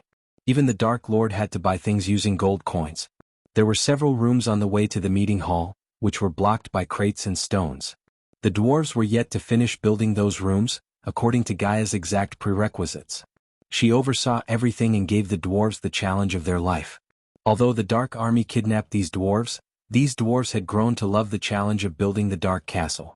It was nothing like they had ever built. Every single dwarf was handpicked by Gaia as she settled down for nothing but the best. On top of the talented dwarves, Eladir worked with a group of rune masters to engrave defensive and offensive runes throughout the castle. The past Dark Lord's castle and the arrays alone killed thousands of guardians and enemies who dared to step onto the Dark Ocean. At its peak, the castle was nothing but a death trap feared by everyone in the world. If the past Dark Lord was alive, he would be proud of his current self because the castle Michael was building was shaping up to be more powerful than its earlier version. The meeting hall was dimly lit with torches instead of chandeliers. The flickering light illuminated by the torches added an eeriness to the hall. When Michael and Gaia reached the meeting hall, they saw Azazel was waiting for them. "My lord," Azazel bowed deeply. His gaze immediately fell on the dark swords as he could feel the threatening aura radiating from the swords. Azazel then proceeded to pull out Michael's and Gaia's thrones for them to sit on. After they settled into their respective thrones, Azazel waved his hand as the stone table slowly split opened in the middle. A mirror rose from the hole and flickered for a moment before showing the faces of Titus and Optimus. The twins looked different with their cropped haircuts and brightened faces. Keeping them off the battleground was the best decision Gaia made for them. She had her doubts when she made them the procurer of rare goods and everything for the Dark Army for the best price possible. However, the twins surprised Gaia by making contact throughout Elon and Azair and dealing with the merchants themselves. It wouldn't be an understatement to say the Dark Castle solely depended on the twins for the construction materials. "My lord, my lady," the twins bowed as their eyes glistened with gratefulness and respect. "I'd love to have a chit-chat with you guys, but I am kinda in a rush. So let me cut to the chase. I need everything on this list as soon as possible." Michael took out a parchment and raised it so the twins could take a good look at the things he had written on the yellow parchment. Titus quickly scribbled everything down on a piece of paper. Thanks to their experience, Titus and Optimus were able to give Michael a rough estimate of how much everything on the list would cost him. "My lord, if we are to get everything you want, it's gonna cost at least 50 million. Gaia's brows arched up as she snatched the parchment from Michael's hand and read everything from top to bottom. "What in the hell would cost 50 million? She muttered. But when she saw the epic class cauldron, the largest size, Titus' words made sense to her. "Why stop for epic? Just write down you need legendary class," Gaia said sarcastically. Titus and Optimus scratched their heads, looking at the Dark Queen bicker with the Dark Lord himself. She was the only person in the entire army who had the guts to yell at him. Believe it or not, this was one of the many reasons the subordinates trusted the Dark Lord more than the Great Eight clans, because an evil person, as they claimed, would never sit there and listen to a woman yell at him. On the contrary, they knew only one with a kind heart and humanity intact would respect and listen to his female counterpart. Whatever. Just get him what he needs. I assume you two need some time to locate everything on the list, Gaia asked as the twins nodded. Give us 5 days, my lord, asked Optimus. We need time to get the coins for the items. Gaia leaned closer to Michael and whispered into his ears. Michael nodded. Getting the coins they needed was Gaia's specialty, and she had done a better job than he ever could have. Hence, Michael trusted Gaia to deal with it as she always did. She already started to rub her chin, formulating a plan inside her head. If the twins were right, they needed 50 million in 5 days. Then I expect you to report to me in 5 days, said Michael. Chapter 850 Opportunity arises. Michael was about to leave the meeting hall after talking to the twins when Azazel received a call from Sadie. My lord, Lady Sadie has learned something important, Azazel said. Put her through then. Michael motioned him to connect Sadie to the mirror before them. Azazel nodded and flicked his wrist as the mirror flickered for a moment before showing Sadie's face. Sadie was pleasantly surprised to see Michael without his mask or the usual black armor. His current attire reminded Sadie of the time she first met him. At that time she was far stronger than him. Everything felt like a dream to Sadie. In such a short time, the cocky guy she met at the Heavenly Gate competition went from Foundation Stage warrior to the Dark Lord who was at the Immortal Stage. Looking at Michael's charming face, her cherry-red lips curled upwards, radiating a bright smile. My lord, Sadie grabbed her long sky-blue skirt and curtsied Michael. How are you, Sadie? Michael asked with a gentle smile. I am perfectly fine, my lord. Thank you for asking. Michael nodded. Sorry to break the reunion, but tell us, what have you learned? Gaia interjected. It was not like Gaia was jealous or something, but she didn't like wasting time when they had to earn 50 million in 5 days. Time was of the essence. Princess Chanel Forbes was cursed by an elven mage, my lord. Sadie took a deep breath and said. Her words stunned Michael for a moment. The name Forbes rang a bell inside his head. If he was right, the king of Kethen, Noah's homeland, was called Porter Forbes. Princess of Kethen? Gaia asked as Sadie nodded. When Gaia was the princess of Nagaland, she met Chanel at a gala and exchanged a few words. Of course, Gaia paid little to no attention to Chanel or any other nobles. She hated those galas and always found an excuse to escape midway. Go on, tell us everything you know, Gaia gestured at Sadie to continue. The gears inside her head slowly started to turn, formulating a plan to get the 50 million gold coins and maybe more. This felt like a God-sent opportunity to Gaia. She knew about Michael's curse-breaking skill. Thus, if Chanel was indeed cursed, she had a way to break the curse and save the day for King Porter. King Porter's close friend is a regular customer of one of the dance houses in Rosegate. I have some of my girls working there since it's where the nobles tend to let their tongues loose. A few hours ago, this man had a little too much ale and spurted out that the elves had cursed the princess. Recently, Princess Chanel cancelled all her visits and completely went dark. I heard rumors from the maids that they were ordered not to disturb the princess no matter what. Sade paused for a moment and continued. I had my doubts for a while because I felt something was amiss. Especially after Hendrix Gardner paid the king an unofficial visit. So I ordered my girls to work on the ministers. Hendrix Gardner? Michael muttered to himself. The last time Michael met this 6-star alchemist in the alchemy competition, the vampires almost killed him. He would have died if Michael wasn't there. At that time, Michael only wanted Gabriel to die. Michael wondered what the old man thought when he realized the young man sat beside him and judged the competition was the Dark Lord himself. Apparently, the princess has only 3 more days to live. What about Noah and the Guardians? If the princess only had 3 more days to live, King Porter would have approached Noah and asked for his help, right? After all, Noah is still a citizen of Kethen, said Gaia. Plus, she is a princess. I wouldn't be surprised if she were in love with Noah, Michael chuckled. The last time I heard from our guy in the guild, Noah and his team were planning to venture into the treacherous ocean to find a way to break the curse. Then we have to beat them to the princess and save her instead. Gaia leaned back on her throne. Considering Noah took the weapon and the prototype out of her hands, it was only fair that she returned the favor to him by curing the princess before he could. For a price, Gaia snickered. Unlike Noah, Michael didn't need to go to the treacherous ocean to break the curse. Michael could break the curse in a few minutes if he wished, thanks to his curse breaker skill. On the other hand, Michael laughed inside, thinking Noah would come out of the treacherous ocean empty-handed because he had taken the curse-breaking artifact long ago. So unless there was another similar artifact in the treacherous ocean that even the system didn't know of, Noah would stumble upon nothing but sticks and stones. Did you learn anything about why the elves cursed the princess? How she ended up getting cursed by the elves? Gaia frowned in doubt. The continent Elon had the lowest number of elves in the entire world. Many people in Elon would die without seeing an elf in their entire lives because the elves tended to live in Ar and avoided Elon because they thought Elon continent was a backwater place and beneath their standards. Besides, the elves wouldn't go around cursing people without a valid reason. If they chose to curse her instead of killing her, Gaia knew there must be a reason behind it. According to the man, it's the usual cliché, my lady. Long story short, Princess Chanel met an elf when she was visiting Kingdom Thera and fell in love. She wanted to marry him against King Porter's wishes. She tried to run away with the elf, except the king caught them both and ordered his men to beat the crap out of the elf. The next day, the elf's uncle personally paid King Porter a visit and gifted Chanel an evil curse as a reminder of the king's mistake of raising his hand against his kind. Michael chuckled as it reminded him of Claire's story. She laughed at Chanel inside for thinking she could be with the elf and live happily ever after. If anything, Chanel was lucky the elves didn't curse all her family. But when Michael thought about it, the elf chose Chanel over her family because he wanted her family to suffer more. Imagine seeing your only daughter dying slowly and painfully while you stand there and do nothing.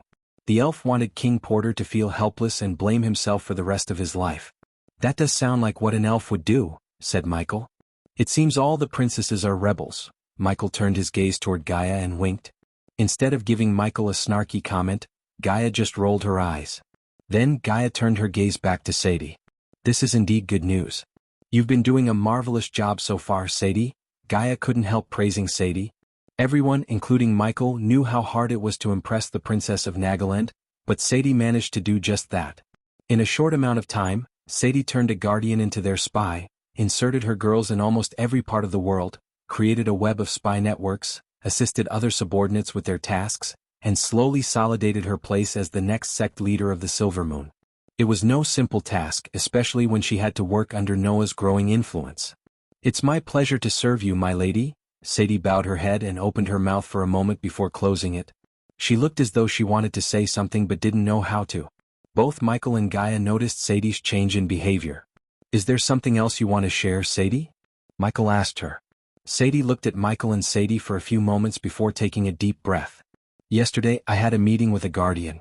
She attended the tea party arranged by Alvaro's aunt, one of the elders in Silver Moon. The questions she asked me and the way she looked at me just left me with a bad feeling, said Sadie with a worried tone. Alvaro is our inside man, right? Michael asked Sadie to see her nodding. Lord Saber warned us about her visit. So I was prepared. Still. Sadie's words trailed off. Should I put a hit on her through Arya? Gaia asked, but Michael shook his head before Sadie could give her answer to Gaia. For now, act like nothing happened, Michael said to Sadie, turning his head to look at Azazel. Tell Trista to send one of her minions to shadow the guardian who met Sadie. My lord, Sadie interrupted Michael as he turned his gaze back to Sadie. She is going to the treacherous ocean with Noah, Sadie muttered. Michael rubbed his stubble beard for a moment until he found a way to deal with this annoyance. It was obvious to Michael that this girl was trying to impress Noah, but Michael didn't know how much the girl knew about Sadie and why she took an interest in her. Since Sadie was far too valuable to risk, Michael had to find a way to keep Sadie out of the Guardian Guild's crosshair. As long as Noah was with her, Michael knew he wouldn't be able to take her out. Besides, if he did, Noah would automatically realize Sadie had something to do with the Dark Lord. Therefore, Michael's only viable option was to follow this girl until he knew more about everything. Then, when she comes out, tell Trista to shadow the girl. I want to know everything about her. If push comes to shove, I will deal with her personally. Michael's voice turned grave. After becoming the Dark Lord, Michael was rarely involved in problems like this. Instead, he had subordinates to solve them for him. But this felt like something he had to deal with it personally. After hearing Michael's words, Sadie heaved a sigh of relief. With the Dark Lord's reassurance, Sadie could rest easy. The last thing Sadie wanted was a guardian to snoop around. After all, she was just a few months away from getting crowned as the next sect leader. Chapter 851 Breaking the Curse for a Price. Princess Chanel's room was nothing like a typical princess room.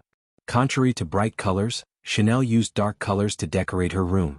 The walls looked gloomy with dark brown paint and a lack of light through the royal red curtains covering the windows. Chanel decorated the room with numerous things she had collected through visits to other kingdoms. Her room was a chaotic mess, but it had a certain rhythm. On the corner, she put a sofa set facing the fireplace. Several book racks filled with texts, scrolls, and artifacts were a few meters away from the fireplace. Next to these book racks, she had a wide closet containing all her dresses, and at last, her bed was located between a study table and a 6-feet-tall bonsai tree. The tree had grown out of shape and looked as though no one had pruned it for weeks. The lack of light made leaves look a little paler than their usual jade green. In the dark room, a couple of people gathered around the bed where Princess Chanel was groaning in pain. The princess was a charming beauty with striking blonde hair inherited from her mother and hazel eyes from her father. Her smooth, silky skin lost its glow due to the curse, and the princess herself looked thin and weak. Even her collarbones and cheekbones became visible to others because she hadn't eaten for weeks. The curse affected her very soul, and as a result, her body couldn't sustain itself using arch energy. Princess Chanel squirmed and kicked her legs in excruciating pain. She closed her eyes and clenched the royal red bedsheets under her as tight as she could. Princess Chanel's mother, Queen Clarice, gently brushed the hair flowing onto Chanel's face and sobbed. Tears rolled out of the queen's red eyes sitting atop dark circles. The queen held Chanel's hands and sat beside her while the others looked at the princess in pain helplessly. "Your Majesty," an old man wearing golden robes embroidered with silver threads raised his voice, cutting through the silence in the room. King Porter Forbes was not in his kingly robes but wore a plain shirt and brown trousers. He looked more like a commoner than a king with his messy dark hair and untrimmed beard with patches of white hair. Porter Forbes sat at the end of Chanel's bed with his hands folded.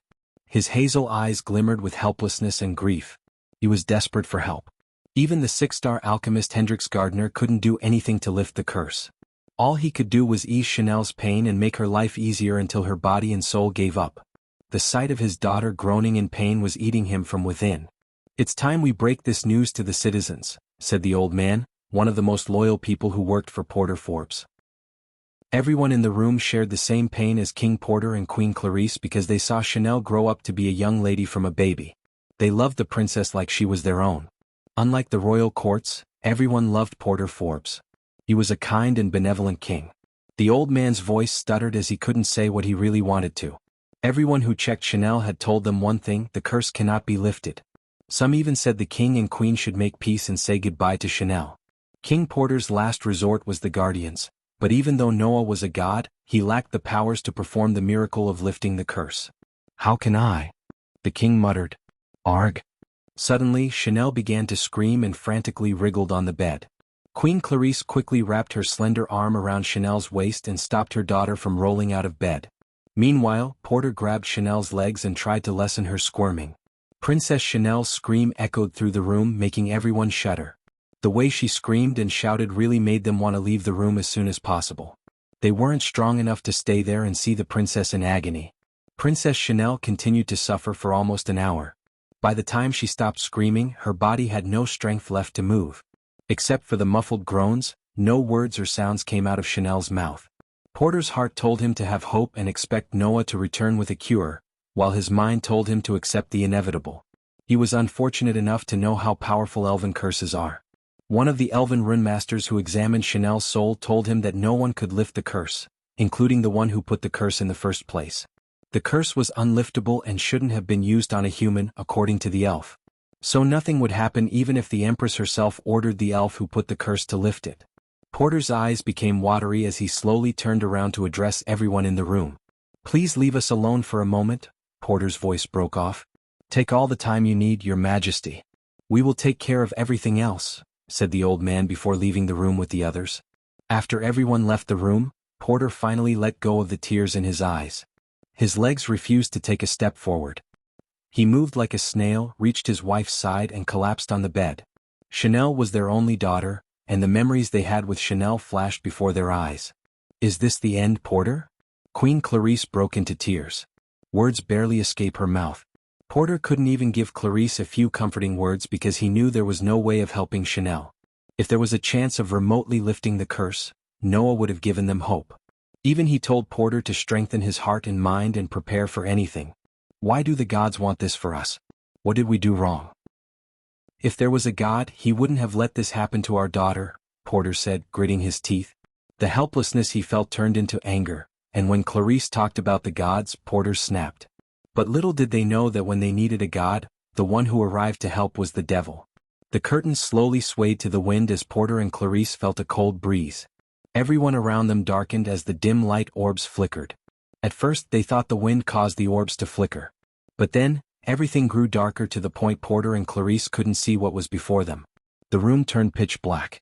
A few seconds later the orbs flickered back to life, giving them just enough light to illuminate a third figure in the room. Porter's pupils shrunk as he saw someone sitting on the other side of Chanel's bed. Porter's warrior instincts kicked in as he quickly rose from the bed. He instinctively reached for the sword and grabbed the side of his waist where he used to have his sword. Queen Clarice's motherly instinct made her pull Chanel close to her. A calm voice resonated through the room when Porter was about to shout out for the guards. "You wouldn't make a sound if you want your daughter to live." The words made Porter's heart skip a beat and prevented him from making a sound. As much as Porter wanted the guards to come running into the room, he wanted to know if there was some truth to the intruder's words. "Show yourself," Porter ordered the intruder. A candle slowly flew past him and hovered beside the intruder. Then the intruder lit the candle with a snap of his fingers. To Porter's shock, the candlelight illuminated the face that terrified everyone, the Dark Lord. Porter's heart almost stopped when he saw the Dark Lord's eyes that glowed like bloodstones. "Dark Lord?" Queen Clarice trembled from head to toe. Her fear of the Dark Lord paralyzed Clarice's body. As Porter was searching for words, the Dark Lord rested his head on his fist and sat on the throne with his leg atop the other. The king and queen had no idea how he managed to enter the castle without raising any alarms. If he wanted them dead, there was nothing to stop them. However, his glowing eyes didn't contain any killing intent within. "Where there is pain, let there be darkness." Porter and Clarice heard the Dark Lord's bone-chilling voice. Their minds were in too much shock to process his words. "I am the only god who listened to your pain and came here to help. Tell me, Porter, will you save your daughter or deny my help and let your daughter die in pain?" The Dark Lord's words sounded slow and deep. Each word struck them like an arrow. If this was any other situation, Porter would have called out the guards and fought the Dark Lord himself despite the obvious results. Still, Porter was a God-fearing man who would rather die fighting evil than serve one to live. However, he couldn't bring himself to refuse the Dark Lord's help when his daughter's life depended on his words. "You have 5 seconds to decide. Your daughter's life is in your hands now," said the Dark Lord. He didn't give them much time to think about anything except Chanel's life. This was the small light of hope they had in days. Everything and everyone failed them, and in 3 days their daughter would die in pain. Any parent at this time would give anyone anything to save their child, and Porter and Clarice were no different. 1. The Dark Lord raised a finger. 2. He raised another finger and continued to count. "Save her," Porter answered him when the Dark Lord reached count 4.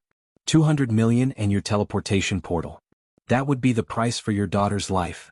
Porter wasn't surprised because he expected to pay the price when the man before him was the Dark Lord. However, Porter and Clarice felt glad that the price for saving their daughter was gold coins and the portal instead of their souls or anything that would forever bind them to the Dark Lord. "You can take whatever you want as long as you lift this curse from my daughter." Porter rushed the Dark Lord when Chanel's groans got louder. They shuddered when the Dark Lord rose from his throne and stepped toward their daughter.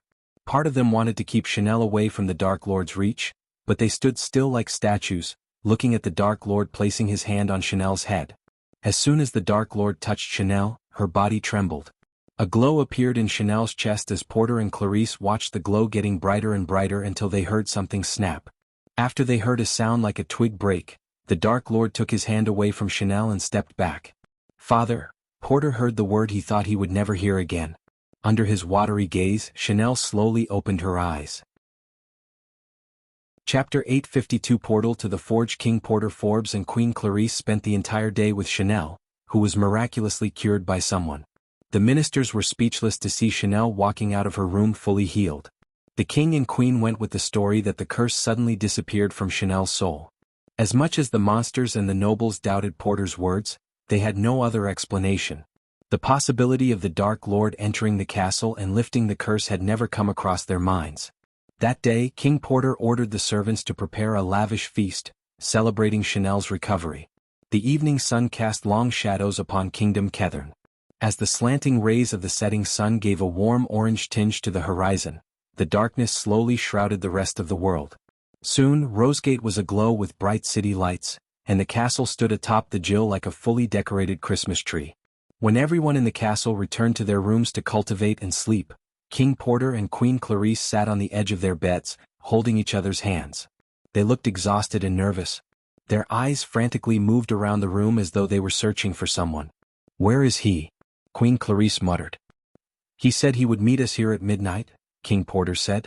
Since Chanel was cured, his eyes looked lively and filled with life. Unlike when he was in Chanel's room, Porter looked like a proper king now, with his hair neatly combed and embroidered royal red robes. Despite the concerns in their hearts, they remained silent, waiting for the Dark Lord. Silence swept across the room, and a wolf's howl in the distance kept them company.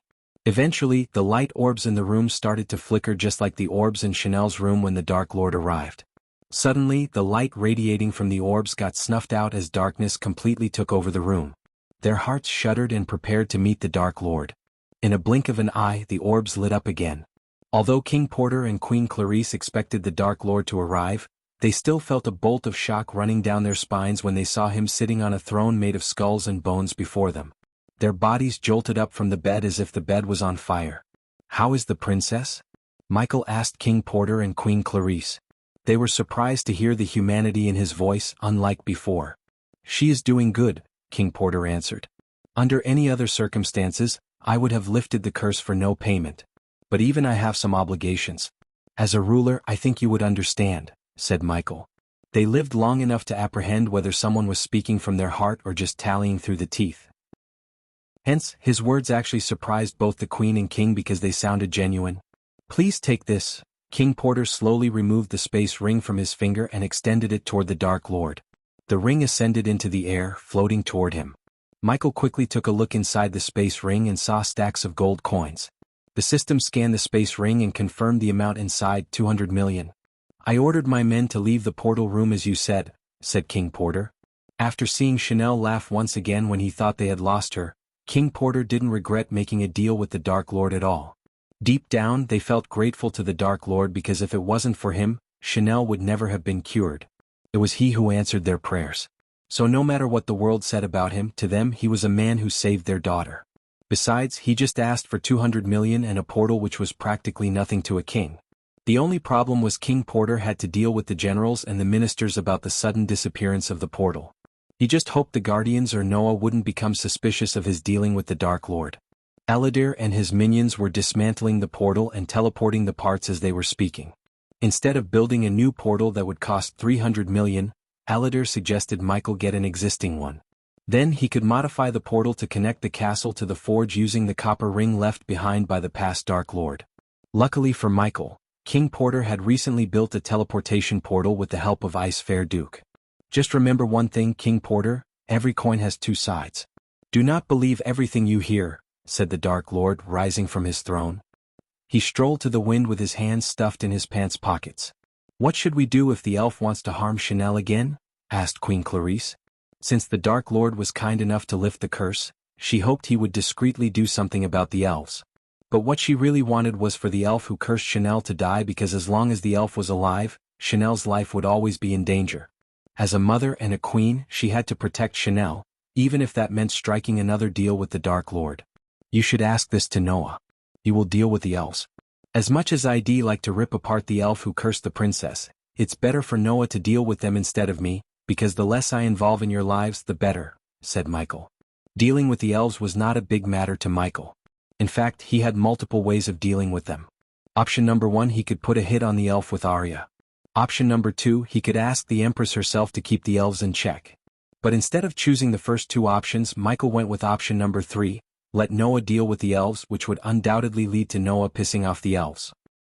As a result, Noah would become an enemy of the elves, and the more enemies he had, the better for Michael. Down the road, Michael could even team up with the elves in the battle against Noah. "They say I am evil, but I never tortured a girl before her parents' eyes and intended them to see their daughter slowly die," Michael shrugged. "Anyways, if I were you, I'd keep Chanel out of R and seek the Guardian Guild's help. Elves are vengeful creatures. You should be more careful dealing with them in the future. With a flick of his wrist, Michael took out a card with the skull embossed in the center. He put the card on the table beside him and turned his gaze back to King Porter and Queen Clarice. Keep this hidden if you want to contact me again. But if you don't feel like it, throw it away, said Michael. Michael was about to use the runic teleportation to leave the castle when King Porter stepped forward. Dark Lord, Porter called out to Michael. Thank you. When Michael turned around, King Porter lowered his head. We are grateful for what you did for our daughter, Queen Clarice slowly said. You're good people. You don't deserve such punishment. As he said, Michael willed the system to teleport him back to the Dark Castle, leaving Queen Clarice and King Porter behind. After he left, the throne vanished into thin air as King Porter and Queen Clarice exhaled heavily. Back in the castle, Ellider was running back and forth inside an empty hall that was still reeked of fresh wood and marble. Grand chandeliers lit the room brightly and illuminated the giant circular portal in the center of the room. The portal's outer structure was made of pure silver, and the dwarves built the steps with marble. At that moment, Ellider was busy carving runes on the silver ring while the copper ring Michael gave him was lying on the floor. You are back. Ellider noticed Michael entering the room and stopped what he was doing. Seeing the proud elf bow toward him despite his busy work was surprising to Michael. When Michael approached the portal, he noticed the runes dimly glowing and pulsating energy. So everything went well? Asked Michael. The portal hall was empty as you told us. I assume King of Kethern won't become a problem for us in the future? Asked Ellider as Michael motioned him to continue his work. I don't think so. You know, the queen asked me if I could help them with the elf situation. Michael talked to Ellider while the elf was carving runes on the portal. What did you tell her? They all hate and loathe you until they need your help, huh? Ellider snickered. I said let Noah deal with the elves. It's his job as the supreme guardian to keep his people safe.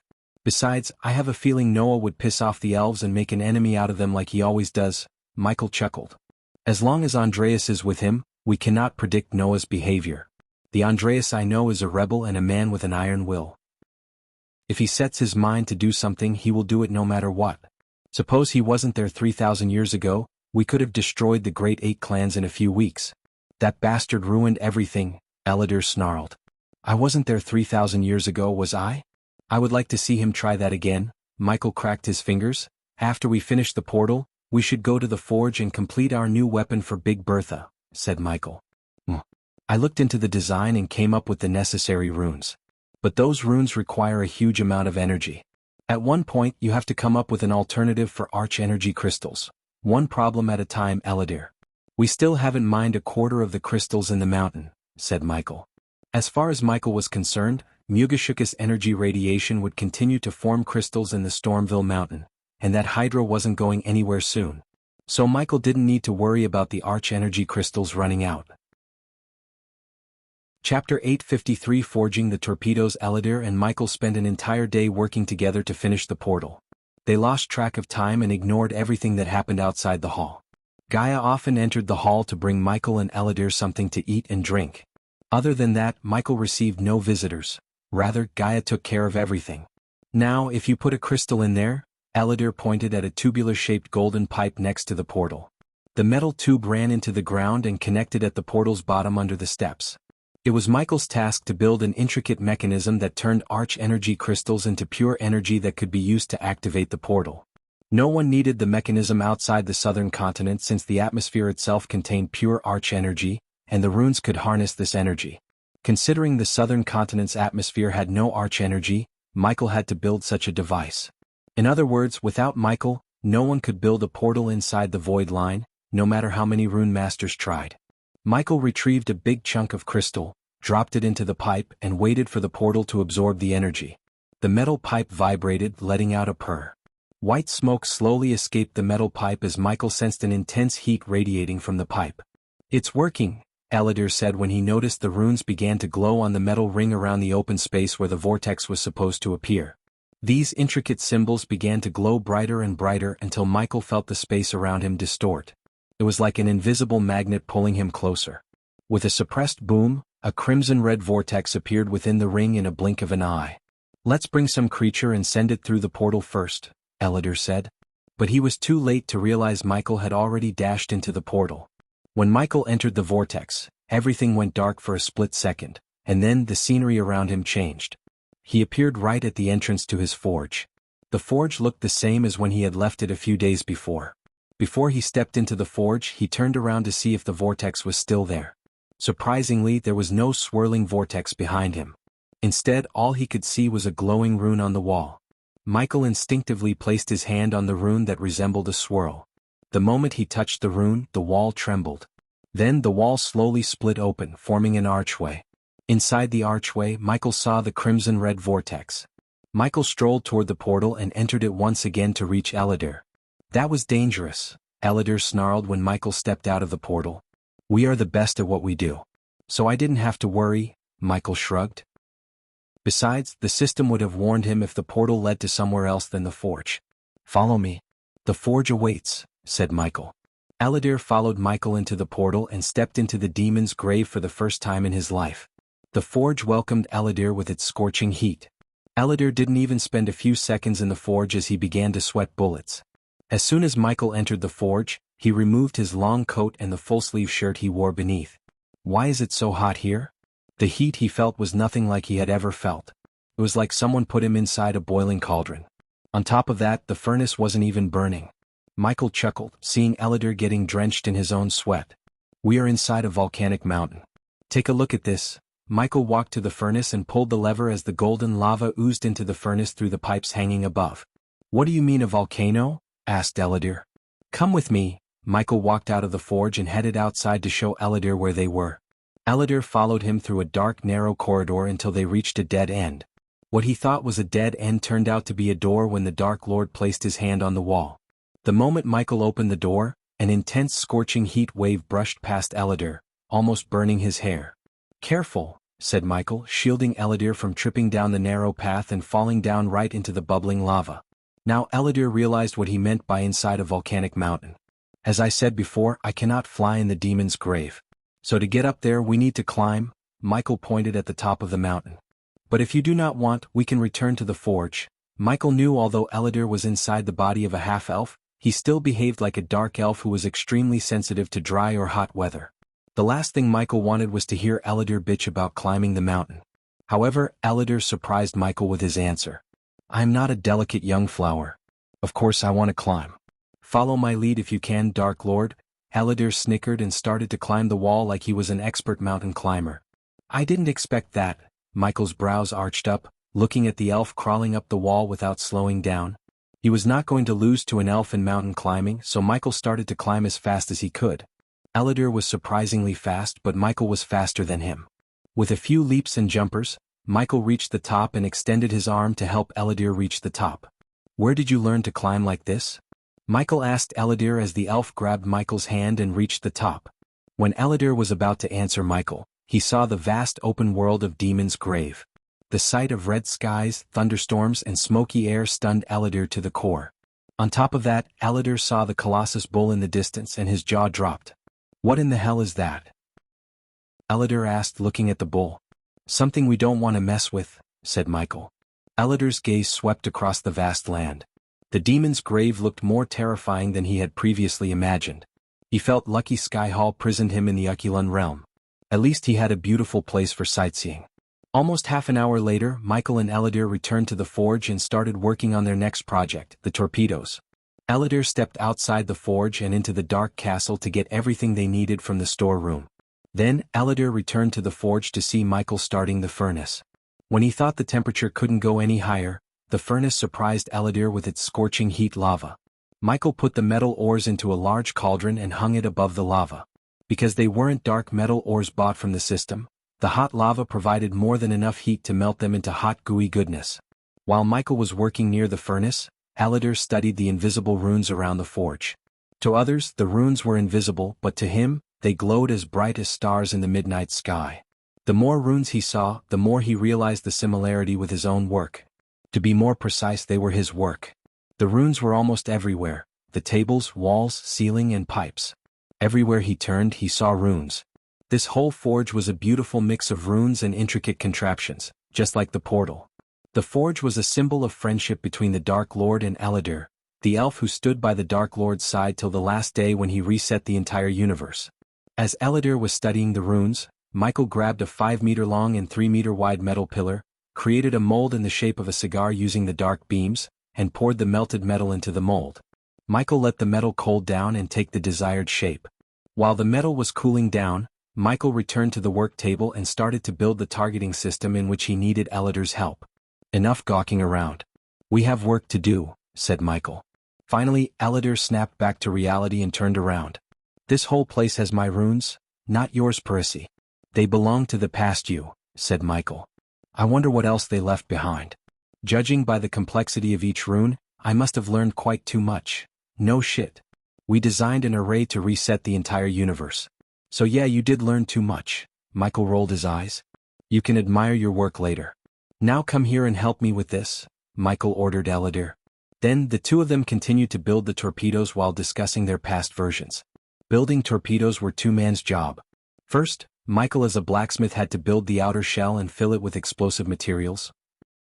The second task fell on Ellider's shoulder as he had to engrave runes inside and outside to enhance the explosion's power upon contact as well as to harness the power of arch-energy crystals. It's done. After almost an hour later, Ellider heaved a sigh of relief and motioned Michael to see the torpedo on the table. On the outside, the torpedo looked like nothing more than a 1-meter-long cigar with fins at the end. The outer shell was built with metal and engraved with intricate runes which were barely visible to the naked eye. On contrary to how it looked, the torpedo was heavy as a boulder.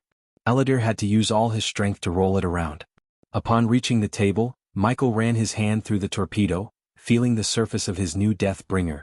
If his calculations were right, a single torpedo could obliterate a frigate to pieces and had a range of 20 kilometers. Now that we finished the hard part, let's move on to the easy part, said Michael. Obviously, he couldn't put these torpedoes into a cannon and fire it at his enemies. Instead, Michael had to build a special gun to use these torpedoes and an aiming mechanism. Thanks to Michael's inventor trait, building them was as easy as crafting a new bow to Michael. Chapter 854 Ghost Ships. The fierce sun beat upon the seemingly never-ending southern continent sea, reflecting the light into a blinding patch of shine. The sea was calm, pulsing and breathing rhythmically. In the calm sea, a brig sailed with the wind, patrolling the seas. The ship squealed while the sails tightened and leaped forward, away from a tiny island with a couple of coconut trees. The tame lapping of ripples against the hull rang out across the bay. As the sail with a skull painted on rose higher and higher, the glistening reflection blinded Captain Fairbank, casting a dark shadow down the ship's upper deck. Slowly it blended with the calm and sparkly orange-shaded water. The sail calmly swayed from side to side and occasionally flapped in the morning's ocean breeze. The stench of salty air gave the crew a kick of boost to tackle the day ahead of them. In the distance, a gust danced and twirled across the water's surface. The ship slowly glided forward through the mirror-like water. The puff ever so slowly crept closer as if it was the predator and everything else was the prey. Look alive, men. We have rich fat merchants to milk. Captain Fairbanks roared. The soft breeze streamed through his red hair and oval face with blue eyes. His loose white shirt fluttered in the wind, exposing his hairy chest. Fairbanks and his crew terrorized the sea under Pirate Lord Vance until the Dark Lord decided to kill Vance and many of his pirate captains for refusing his offer to join him. Fairbanks was one of the lucky ones who were spared by the Dark Lord's wrath. I have a report saying the Phoenix Manor merchants are on their way to Gisel for gem trading. So you men know the drill. We intercept, check their goods and make them pay their taxes. Fairbanks laughed out loud. A year ago he wouldn't have spoken these words even if someone had put a blade against his throat. He used to pillage merchant ships to the bones and sink them for fun. Most of the pirates lived like this and as a result, merchant ships rarely ventured into their seas. During their best days they pillaged 1 or 2 ships every 3 months and went without pillaging for the rest of the year. Sometimes 2 pirate groups would fight each other for a crate of rum or less. But everything changed when the Dark Lord conquered the seas and took over the pirates. He struck deals with the merchants and ordered the pirates to stop pillaging them like madmen. Instead of pillaging, the Dark Lord ordered the merchants to pay a percentage to the pirates every time they ventured into the southern continent for trade. Many pirates hated the idea of collecting taxes and not pillaging. But they did as they were told anyway because the pirates knew better than to mess with the Dark Lord. Those who did were brutally murdered and thrown to the sharks in front of the other pirates as a warning sign. Fairbanks was one of those who wanted to avoid ending up being shark food. At first, Fairbanks and his crew were skeptical about the Dark Lord's unconventional order, but the number of merchant ships coming to the southern continent gradually increased. Within 6 months, there were more merchant ships than pirate ships on the seas. As a result, the pirates were able to make more coins as their cut from the tax than they ever did pillaging. The pirates who felt skeptical and hated the Dark Lord for preventing them from pillaging quickly changed their minds about him. Under the Dark Lord, the pirates thrived and lived their golden age. For Fairbanks, this was just another relaxing day at the sea. His task was to intercept the merchant ships and tax them according to the goods they were carrying. After all these times, Fairbanks could do the tasks in his sleep. As he was sailing on the calm sea, his quartermaster, a dark-skinned man with nose piercing, rushed toward Fairbanks. "Captain, we have spotted a ghost ship," the quartermaster said. His dark eyes contained a sliver of fear. Fairbanks had the same fear in his eyes as he heard about ships with no symbols or crest on sails attacking the pirate ships and disappearing. Rumor had it that the Dark Lord's naval army has lost 5 pirate ships to these ghost ships. Fairbanks' hands reached for the spyglass dangling on his waist and looked in the direction the quartermaster was pointing. Through the spyglass, Fairbanks saw a lone ship heading in their direction. There it was, a frigate with no symbols or crest on its gray sails. As soon as Fairbanks spotted the ghost ship, a strange bell echoed through the calm sea. It sounded like a cry mixed with both anger and sadness. "What are your orders, Captain?" asked the quartermaster. Fairbanks lowered his spyglass and turned his gaze back to the quartermaster. "Man the cannons and prepare for a battle," said Fairbanks. His voice was loud enough for the entire crew to hear him. Soon they all grabbed a spyglass and scanned the horizon. "Ghost ship spotted." At that moment, a pirate manning the crow's nest shouted, pointing at the horizon. Almost everyone on the upper deck heard and saw the ghost ship. It was too late for panic control. "Prepare the cannons," the quartermaster roared as his orders swept across the deck. The pirates panicked and stood still like statues for a few moments. They spent too long collecting taxes and enjoying life without battle, so when they were ordered to prepare for battle, their bodies refused to move. It took them a few moments to realize the danger they were in. "We will bring their heads to the Dark Lord," Fairbanks shouted. The moment the crew heard the name of the Dark Lord, they snapped back to reality because the fear of the ghost ship was nowhere close to the fear they had of the Dark Lord. The crew quickly reached the cannons, and some ran down to the lower decks to convey the battle order to the crew down there. While the crew was preparing for a battle, Fairbanks raised his spyglass to take a look at the ghost ship again. To his complete shock, he saw no ship through the spyglass. He frantically moved the spyglass left and right, trying to locate the ship. Looking at Fairbanks, the quartermaster looked through his own spyglass and was stunned by the sight of an empty horizon. The ghost ship was nowhere to be found. "Do you see the ghost ship?" the quartermaster shouted at the pirate standing atop the crow's nest. But before he could answer the quartermaster, the pirate fell down from the top and splattered all over the deck, painting the floor red. The crew was stunned by what had just happened. In their shocked state, they failed to notice the iron arrow on the floor, covered in the pirate's blood and flesh. Suddenly, out of nowhere, the ghost ship appeared closer to Fairbanks' ship. The crew and the captain were caught off guard. They had no idea where it came from. "Take cover," Fairbanks shouted as every fiber in his body screamed at him to lower his head and duck. He was a veteran and had enough battle experience to guide his crew out of thick situations. However, his battle experience was overwhelmed by the sheer power of the ghost ship. All the 50 cannons on one side of the hull exploded at the same time and bombarded Fairbanks' brig. 9 out of 10 times, a brig had no chance of winning against a frigate. Unfortunately for Fairbanks, his ship was too close to the frigate and unprepared for return fire. Fairbanks ducked down and held the helm as tight as he could. When he slightly raised his head, he saw his quartermaster stumbling around the deck with a large hole in his chest. One of the cannonballs went straight through his chest. Blood oozed out of his mouth, and before the quartermaster could hit the ground, another cannonball took his head clean off. A loud whistling sound kept ringing in his ears, preventing him from thinking straight. Most of the crew were either thrown off the deck or dead by the cannon fire. When the ghost ship was reloading its cannons, Fairbanks stood up and rotated the helm as fast as he could. The ship had taken too much damage. The mainsail poles were barely standing, and 1 or 2 cannonballs fire away from breaking down. As a captain, it was his task to save the ship and the rest of the crew.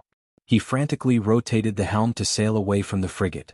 While trying to escape, Fairbanks looked at the ghost ship and saw the hostile crew. They were all dressed in some kind of silver robes with pointy hats. None of their faces were exposed as they covered themselves from head to toe. "Full sail," Fairbanks shouted. He knew it was too late for them to return fire. The only hope they had was escaping the frigate before it reloads its cannons. Boom. Out of nowhere, a giant arrow hit the front deck and split open the brig in half. Fairbank failed even to see where the arrows were coming from. More arrows rained down upon the deck, impaling everyone and everything. With the front half slowly sinking down, there was no chance for Fairbank to escape the frigate that had almost finished reloading its cannons. "I am not going down without a fight," Fairbank roared as he unsheathed his cutlass. He ran toward the rope they used to board the hostile ships and tried to swing to the frigate. He could have escaped if he had let go of the rope and jumped into the water. However, he was a pirate through and through. He may have let go of pillaging, but he would never die without putting up a fight. When he was about to land on the deck, he heard another volley of explosions. Suddenly, everything turned dark around him. The last thing he remembered was a sharp pain in his head, then his whole body felt light. Chapter 855 New Weapon for Big Bertha. Meanwhile, back in the forge, Michael finished forging everything he needed to use the torpedoes and prepared to leave. He put out the fire in the furnace while Eladir put the torpedoes in the space ring. To snuff out the flames, Michael had to pull the lever beside the furnace down. As soon as he pulled it down, a chilling stream of frost fired out of the ancient ice core and put out the flames. "Let's go," Michael said. Eladir nodded and walked toward the portal to leave the forge. After they entered the portal, a strange sensation ran through their bodies. The sudden drop in the temperature affected their bodies and minds. It took Eladir a few moments to feel normal. On the other hand, when they stepped out of the portal, Michael saw Gaia was waiting for them with Azazel. "We have a situation," Gaia creased her brows. She didn't even bother to inquire with them about the portal or the forge. Michael knew something was amiss. "What happened?" Michael asked. "Do you remember the ghost ships that's been attacking our ship in the southern continent?" Gaia asked Michael as he nodded. Corey complained about these ships at the gathering. Apparently, these ships were using hit-and-run tactics with the backup of killing themselves in case someone managed to capture them. Before leaving for the demon's grave, Michael ordered Corey to get to the bottom of it and unwrap the mystery behind those unknown ships. But judging by the look on Gaia's face, he could tell these ships had appeared once again. "They sank one of our ships a few minutes ago," said Gaia. "You should see this, my lord." Azazel handed over the tablet-sized mirror in his hand to Michael. The mirror flickered for a moment before showing Michael a calm sea from the point of view of someone near the rudder. "Captain, we have spotted a ghost ship." Michael saw a dark-skinned man in the mirror. "After a few attacks, Corey asked me for spiders so she could monitor every captain under her command." Gaia explained to Michael why the ship captain was wearing a spider. He totally focused in the mirror, searching for the ghost ship. "Ghost ship spotted." Michael saw the pirate atop the crow's nest pointing at the horizon. Soon, the pirate captain turned his gaze toward the direction the pirate pointed. "Get to the good point," said Gaia and slid her fingers through the mirror as the feed in the mirror played faster. She removed her hands from the mirror when a gray ship sailed beside the pirate captain's ship. The feed was not stable as he was covering down from cover. Still, Michael was able to pause the feed and take a clear look at the hostile ship. This frigate in the mirror had a grayish hull, sails with no crest or emblem, and a crew completely covered from head to toe. If Michael wasn't a blacksmith, he would have missed the complex build of the ship. Although it looked like a typical frigate, the ship was built differently. For example, the hull had tiny holes the size of a fist under every hull cannon. On top of that, the cannons on the upper deck were different from typical cannons. They were built in a rectangular shape instead of a conical shape. "I am not going down without a fight." Michael saw the pirate captain standing up and running toward the rope despite the bombardment. He grabbed the rope, swinging toward the ghost ship. The feed distorted in the mirror before everything turned blue. "When did this happen exactly?" asked Michael. 5 minutes ago. Big Bertha was sailing nearby, so I ordered them to head to the ambush location," said Gaia. Her eyes glimmered with killing intent, and one could literally feel the cold, murderous aura around her. "They will pay for what they did," Michael calmly said. He extended his palm toward Eladir as the elf removed the space ring containing the torpedo from his finger and placed it on Michael's palm. Without uttering a word, Gaia stepped closer to him and waited for him to activate the teleportation. Thanks to the runic teleportation, Michael was able to directly reach the Big Bertha in a blink of an eye. Full sails, full sails. Short was running around Big Bertha's upper deck, ordering his crew around. As a quartermaster to the temporary captain of Big Bertha, Corey had quite an authority among the pirates. Shorty didn't earn his position by simply being cute or bootlicking but through his hard work. Michael and Gaia were impressed when he completely stopped drinking and cultivated diligently for the past year. The Olympus around Shorty's wrist was a symbol of his hard work and a painful reminder to anyone who dares to mess with him. Usually, the Big Bertha would be anchored at Corey's island and rarely sailed the seas. However, when Corey heard about another attack in the Dark Queen's order, she sailed to where the ambush happened. Since they were alone, Gaia hoped the ghost ships might try to attack Big Bertha. Unlike Fairbank's crew, the Big Bertha crew was trained to be on guard always. Among the pirates, they lived the longest and had the most battle experience. Coupled with Corey's talents in the rudder, Big Bertha could be ranked as one of the most powerful ships in the world. "Captain, I can see some debris on the water," Shorty came running to Corey and said. "Lower the sails." Corey's order surprised Shorty and the crew. They were certain that Corey would order them to raise the sails to gain maximum speed. But on the contrary, she ordered them to lower the sails. Despite the shocking order, Shorty nodded as the crew pulled down the ropes, lowering the black sail with a crimson-red skull painted on the center. The ship gradually lost its speed, and since the wind was against them, they almost came to a halt. Meanwhile, the crew loaded the cannons and the mortar on the front of the deck. Once they could see the ghost ship, they would bombard it with all the firepower they had. As they slowly sailed toward the sea, where Corey noticed black smoke emanating, Big Bertha sailed toward the debris at a snail's pace. Suddenly, Corey felt a strong gust of wind blow past her. She quickly turned around to see the Dark Lord appear out of thin air with the Dark Queen. "My lord, my lady," Corey quickly bowed toward Michael and Gaia. "Captain is on board." Shorty roared as he ran toward Michael and Gaia. He smiled from ear to ear looking at them. Michael acknowledged Shorty with a friendly nod. Corey was about to say something when Michael ascended into the air and landed on the crow's nest. "Let's see where you are," Michael muttered to himself as his pupils shrunk to the size of a tiny dot. His perception swept across the sea. Michael closed his eyes for a moment, focusing on the environmental scanning. A few seconds later, Michael's eyes abruptly opened. He slowly turned around to see a ship far away on the horizon. The ship was too far for normal eyesight or even for the spyglass. But Michael could see the ship sailing with no crest or symbol on its sails. It was the same ship that sank Fairbank's ship. There was no doubt in Michael's mind. Michael's eyes completely turned pitch black, and then his pupils glowed like rubies for a moment. "Turn around the ship and sail to the southwest," Michael's voice echoed through the ship. Following Michael's order, Gaia ascended into the air and floated to Michael's side. "Did you find it?" asked Gaia, her eyes glimmering with intense murdering intent. Michael nodded. "They'll see how they hit and run this time," Michael snickered. "Just sail toward it as slow as you can. Let them come to us. I have a surprise for them." Gaia nodded as Michael leaped from the crow's nest into the water. Under the water, everything turned dark blue. Michael willed the APD to inject a pill into his bloodstream that would allow him to breathe underwater. He moved through the water like a shark until he reached the very bottom of Big Bertha. His eyes turned black, shooting dark beams at the hull. Countless bubbles appeared around the dark beams as the beams vaporized the water in an instant. Deep orange lines appeared in the black hull everywhere the dark beams touched. Michael cut a 3-meter-long and 2-meter-wide piece of hull and took out a tubular pipe from his space ring. The silver metal pipe perfectly fitted into the hole Michael had just carved out. After placing the pipe into the hole, Michael closed the hole once again with the wood and swam to the other side to repeat the same process.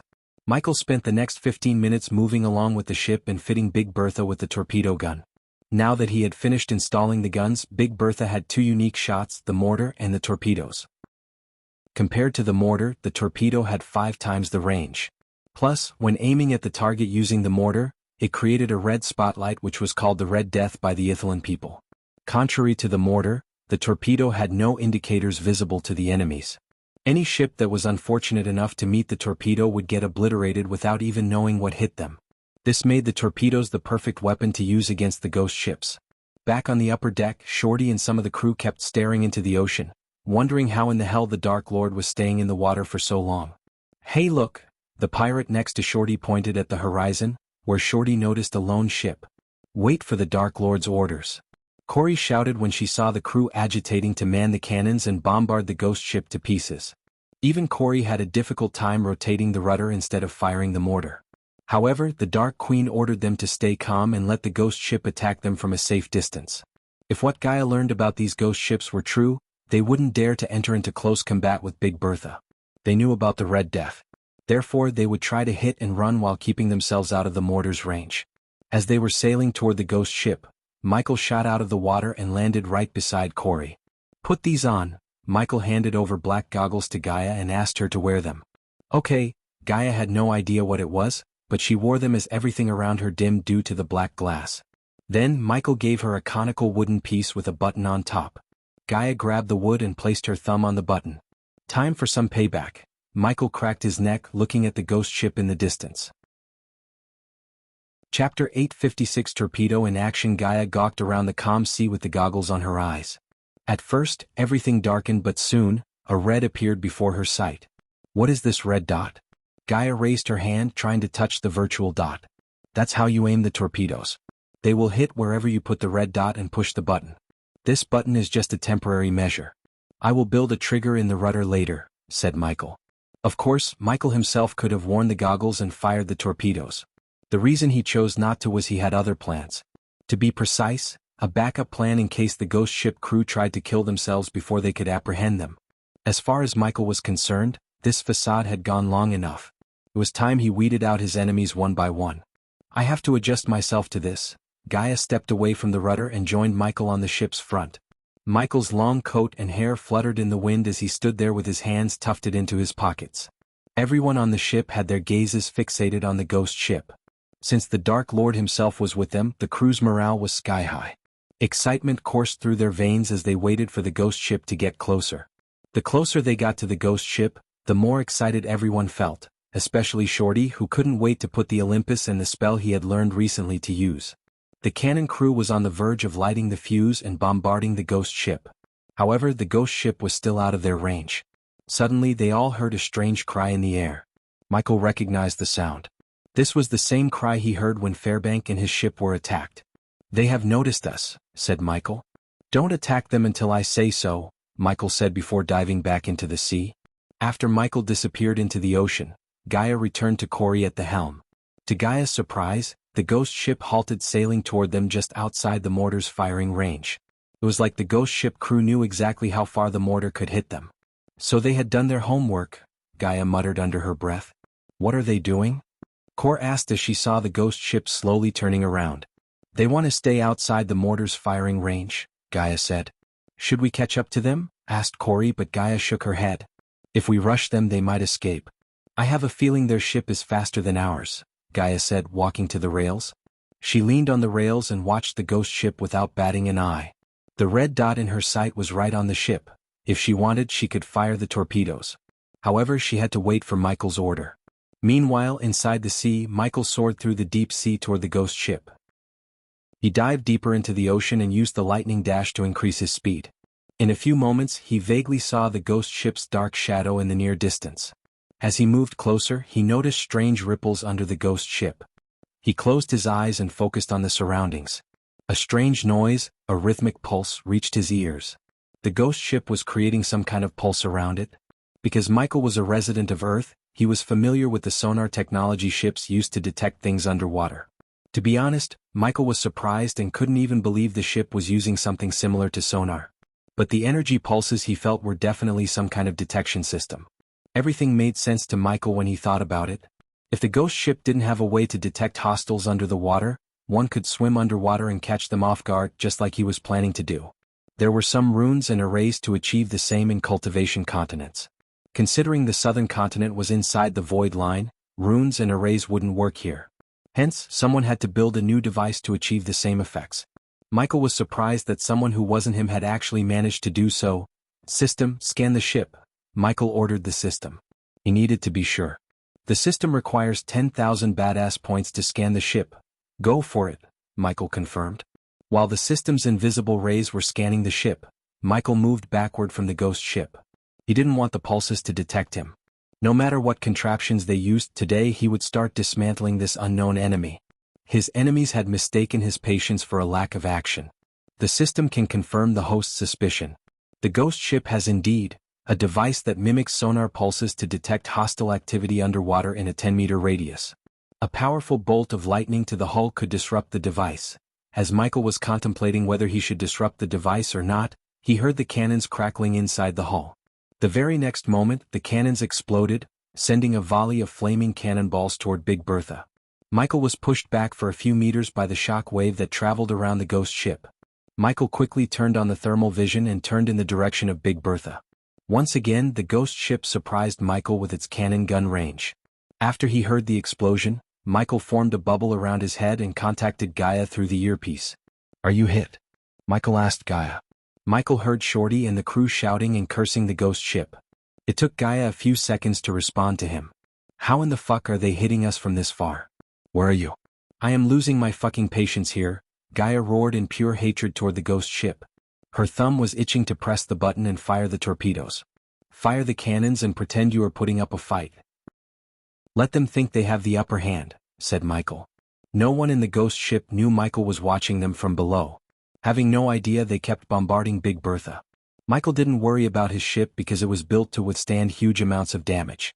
It would take 2 man-o'-wars to attack Big Bertha from both sides at the same time to cripple her down.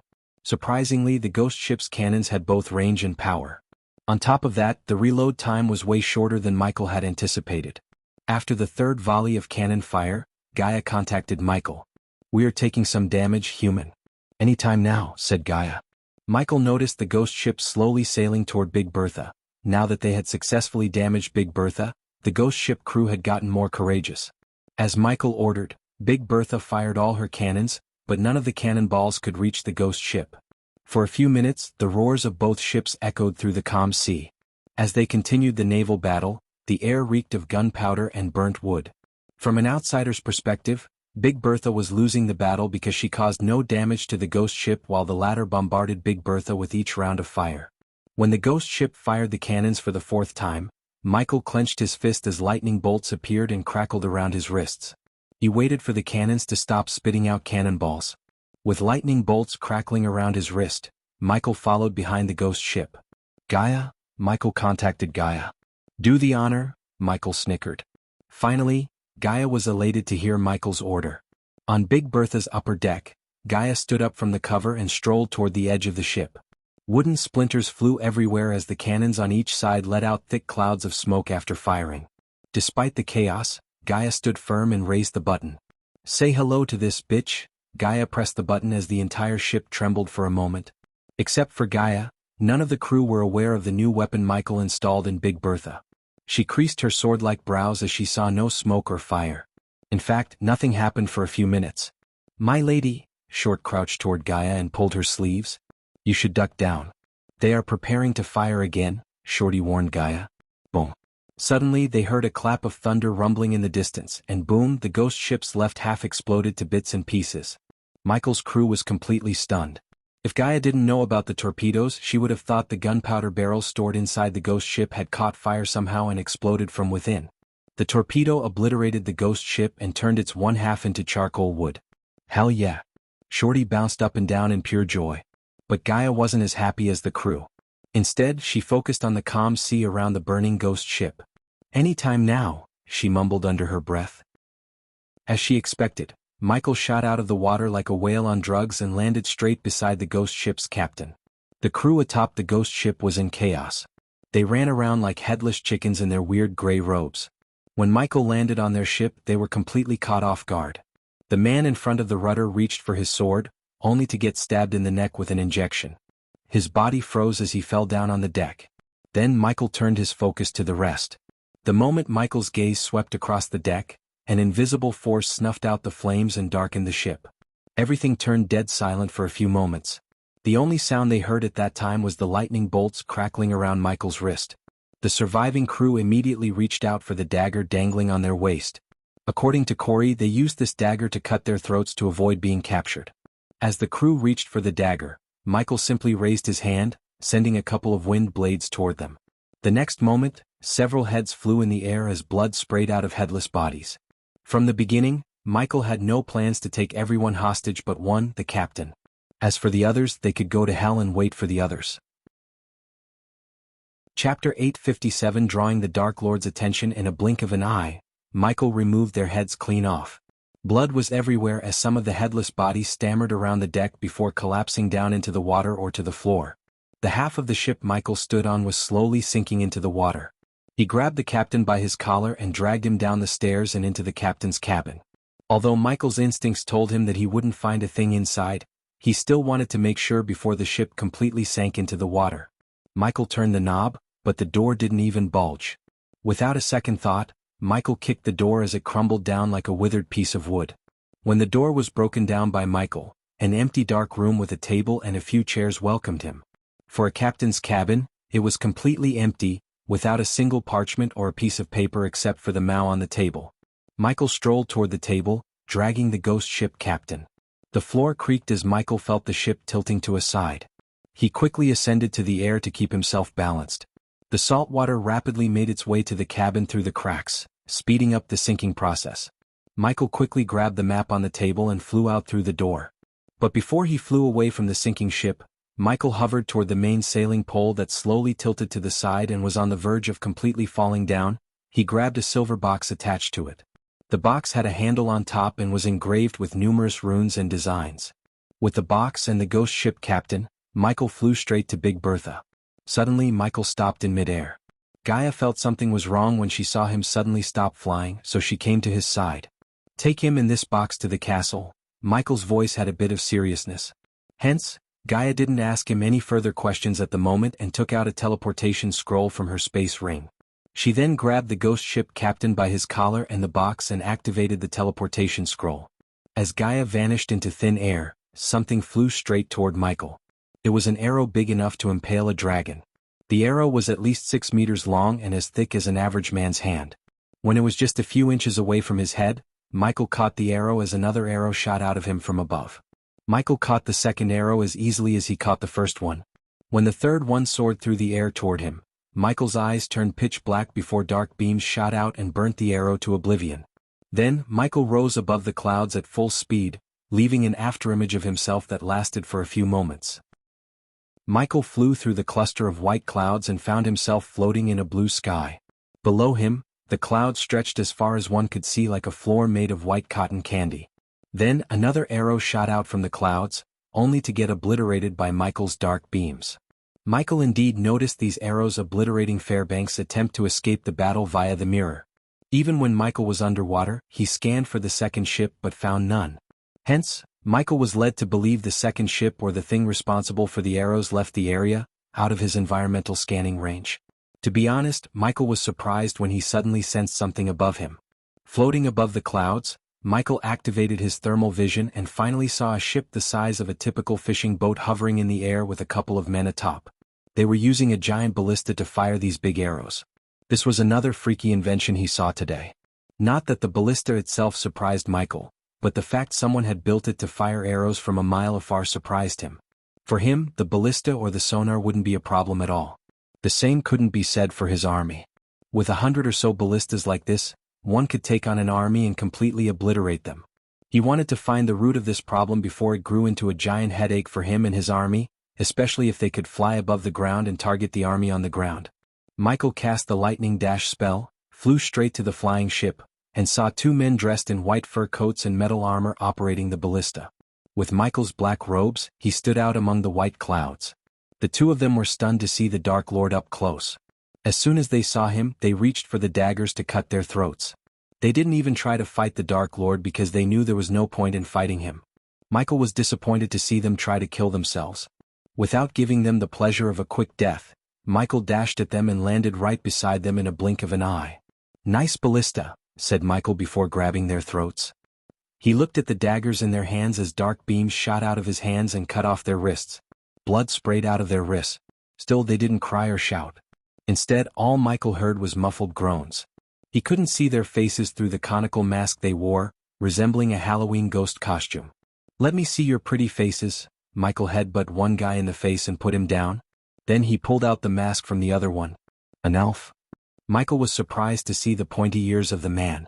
At that time, the one who was knocked down stood up back to his feet. The man tried to stop Michael from removing his mask, but Michael was too fast for the man to react in time. Michael expected to see an elf behind the mask, but to his surprise, the man behind the mask was a beast man. His face was completely covered in fur and resembled a puma. An elf and a beast man working together. "Now I have seen it all," Michael snickered. Michael's hold around their throats tightened as he expected them to scream. Once again they only groaned and didn't even utter a word. While Michael was manhandling the elf and the beast man, he looked over his shoulder to see Gaia flying toward him. When she saw the scene, her brows arched up. Who are these clowns and what is this thing? Gaia floated to the ballista and stared at it curiously. She was more curious about the ballista than the elf and the beast man. As far as she could tell, they were dead men. This would be a good time for you two to say something, said Michael. Thursday, instead of talking, the elf spat out. When the blob of saliva was just a few inches away from reaching Michael's face, Gaia put her palm between the spit and Michael's face. The blob of saliva hit her palm. The next thing the elf remembered was a sharp pain in his face. Michael heard a sickening crunch and saw the bone sticking out of the elf's nose. She snatched the elf from Michael's hand and threw him overboard. Even after seeing Gaia throw his buddy overboard, the beast man had no signs of fear or shock in his eyes. The beast man remained calm and collected while the elf soared through the clouds and headed straight for the ocean. They were at least 12 kilometers high from the sea. So the elf had no chance of surviving the fall despite the sea below. The moment the elf's body hit the ocean, his bones would shatter, and his internal organs would become a mess. Do you hear him screaming? Michael asked Gaia, although he knew the answer very well. For a moment, Gaia was confused by his question. But when she thought about it, it felt weird to Gaia. Any sane person would have screamed by now or at least let out some sound. Yet the elf uttered no word. Gaia jumped down from the ship to find out why the elf wasn't screaming. Michael, on the other hand, went with a simple approach. He forced open the beastman's mouth. To his surprise, Michael saw no tongue inside the beastman's mouth. He was not an expert in beastmen anatomy, but he was pretty sure they had tongues. Did the cat get your tongue? Michael joked. Jokes aside, Michael had a bad feeling in his guts. Whatever group these guys belonged to, they had powerful weapons, training to control their emotions, and soldiers with no tongue. The latter made sure that even if they were caught somehow, they wouldn't be able to utter a word. After seeing no tongue inside his mouth, Michael couldn't help thinking about whether the ghost ship captain was the same or not. In case he didn't have a tongue, there was no point in interrogating him. A soldier who was willing to lose their tongue and kill themselves wouldn't give out the secrets of their employers. The beast man squirmed and even tried to bite Michael. His eyes were filled with intense hatred toward Michael. Meanwhile, Gaia returned to the ship with the elf in her hand. The elf's golden hair was a mess, and he looked flustered after almost falling to his death. The elf's mind may have been resistant to fear, but his body acted differently to the fall. Put them in another cell, said Michael, taking out a syringe filled with gray liquid. He injected the paralyzer into the beast man's neck and did the same to the elf. The injection paralyzed both the elf and the beast man so they would not be able to kill themselves in the cell. Afterward, Michael teleported the prisoners and the ballista. Before teleporting, he destroyed the flying ship to pieces with a ring of fire. By the time Michael left the sea, the ghost ship completely sank into the water, and Big Bertha was on her way to Corey's Island for repair. As for Michael, he had 3 prisoners to interrogate, although 2 of them had no way of speaking. Chapter 858H for Hammond. Previous chapter. Back in the castle, Michael stood outside a room with the glass between him and the prisoners. Gaia put all 3 prisoners in the same room and tied them in a chair. Her white robes were drenched in blood. The blood wasn't hers but the prisoners'. Gaia showed them no mercy. The ground beneath them was littered with nails, teeth, pieces of flesh, and blood. Unfortunately, no matter how many ribs she broke, nails she pulled out, and teeth she knocked out, the prisoners didn't agree to give them information by writing. After 3 hours of non-stop torture, Gaia grew tired of it and stormed out of the room. I hate to say it, Michael, but they are not going to break, said Gaia. Anyone can be broken, Gaia. What irks me is even if we break them, I don't think they'll have something valuable to share. Someone with brains and resources is pulling the strings behind the scene. If what I've seen told me anything, it's that their employer doesn't make rookie mistakes. They pulled out their tongues to keep them from talking. The ballista might reveal more things than these guys, so what should we do with them? Asked Gaia. Whoever is behind this, we should send them a message. Michael turned around and headed toward the door. Before turning the knob, Michael looked over his shoulder at Gaia. In blood. Then Michael left the room, leaving Gaia to deal with the 3. Since the interrogation had borne no fruit, Michael's next destination was the portal hall where they put the ballista. By the time Michael arrived at the hall, no one was there. Gaia put the ballista near the portal and Elidar's work table. The sight of a familiar weapon such as this reminded Michael of medieval war times on Earth. I wonder who built this, Michael muttered to himself. Deep down, he felt there was a connection between the ballista and the creator of the Death Kiss crossbows. Otherwise, It would be a damn phenomenon to have two geniuses capable of building mass destruction at the same time. The first thing Michael noticed about the ballista was the wood they used to build it. Despite how big it looked, the ballista was extremely light. The reason was the wood, which was sturdy yet light in weight. Michael walked around the big ballista, studying every inch of it. Where did they get this wood? Michael asked himself. The wood didn't seem like a common one. So if he could track down its origin, he knew he might be able to identify the person behind the recent attacks on his pirate crew. If Michael hadn't seen the sonar pulses and the ballista, he would have let his subordinates figure it out. After seeing them, however, he knew this was a task for him.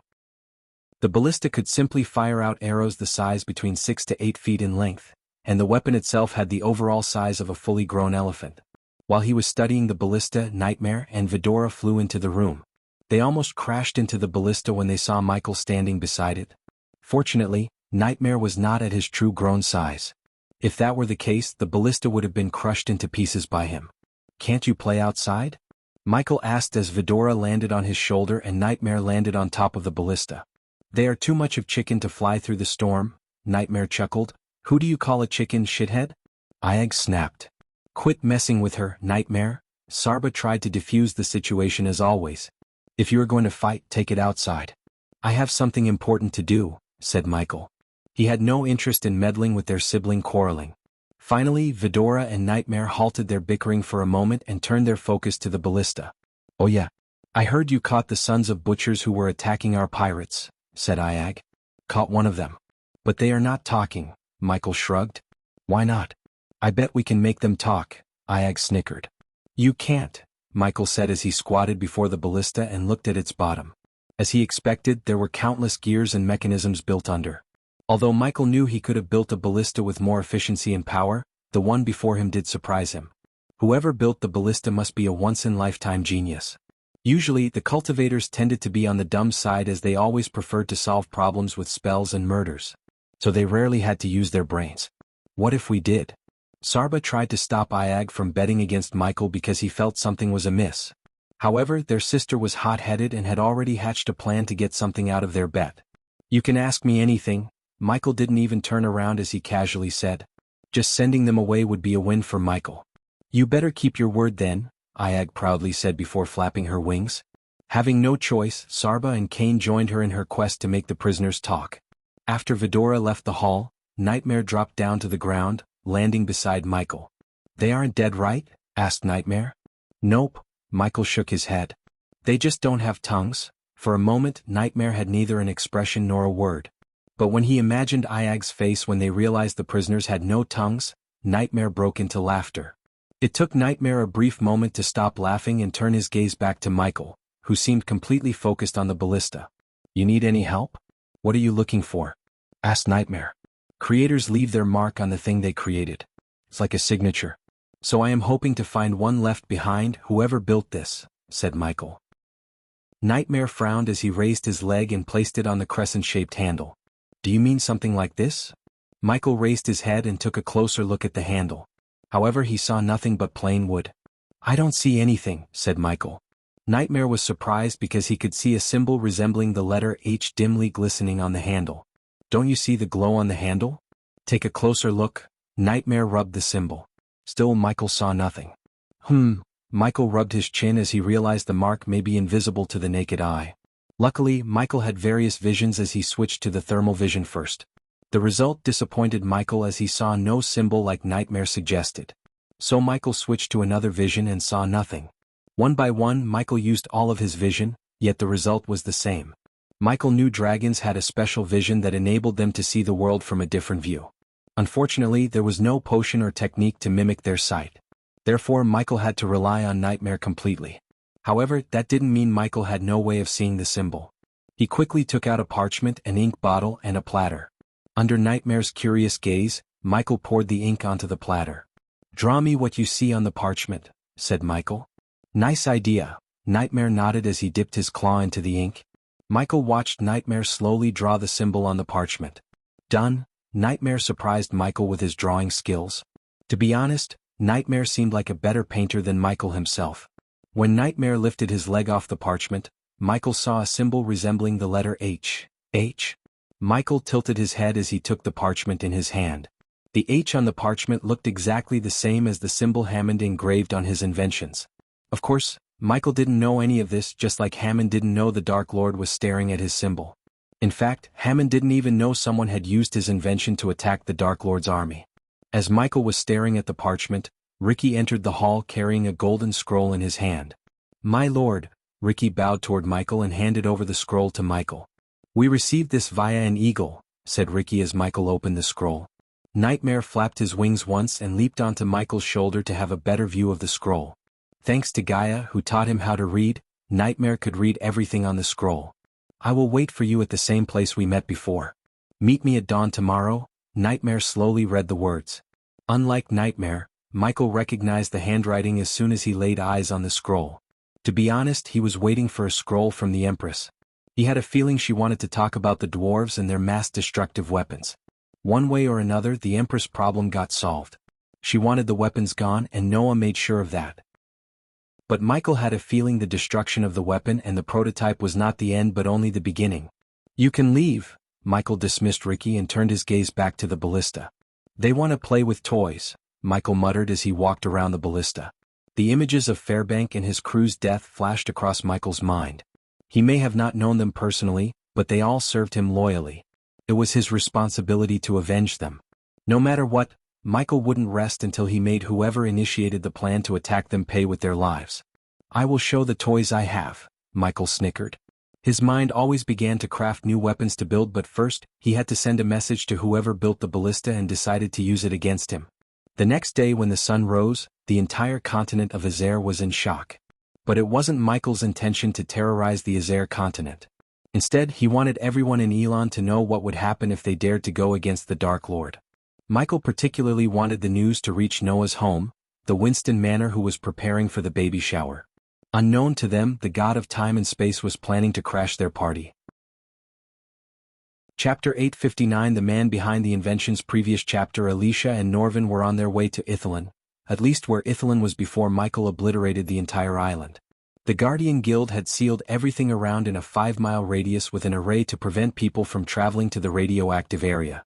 Before the Guardians sealed the area under Noah's order, rogue cultivators and people dived into the ocean, hoping to find some treasures underneath.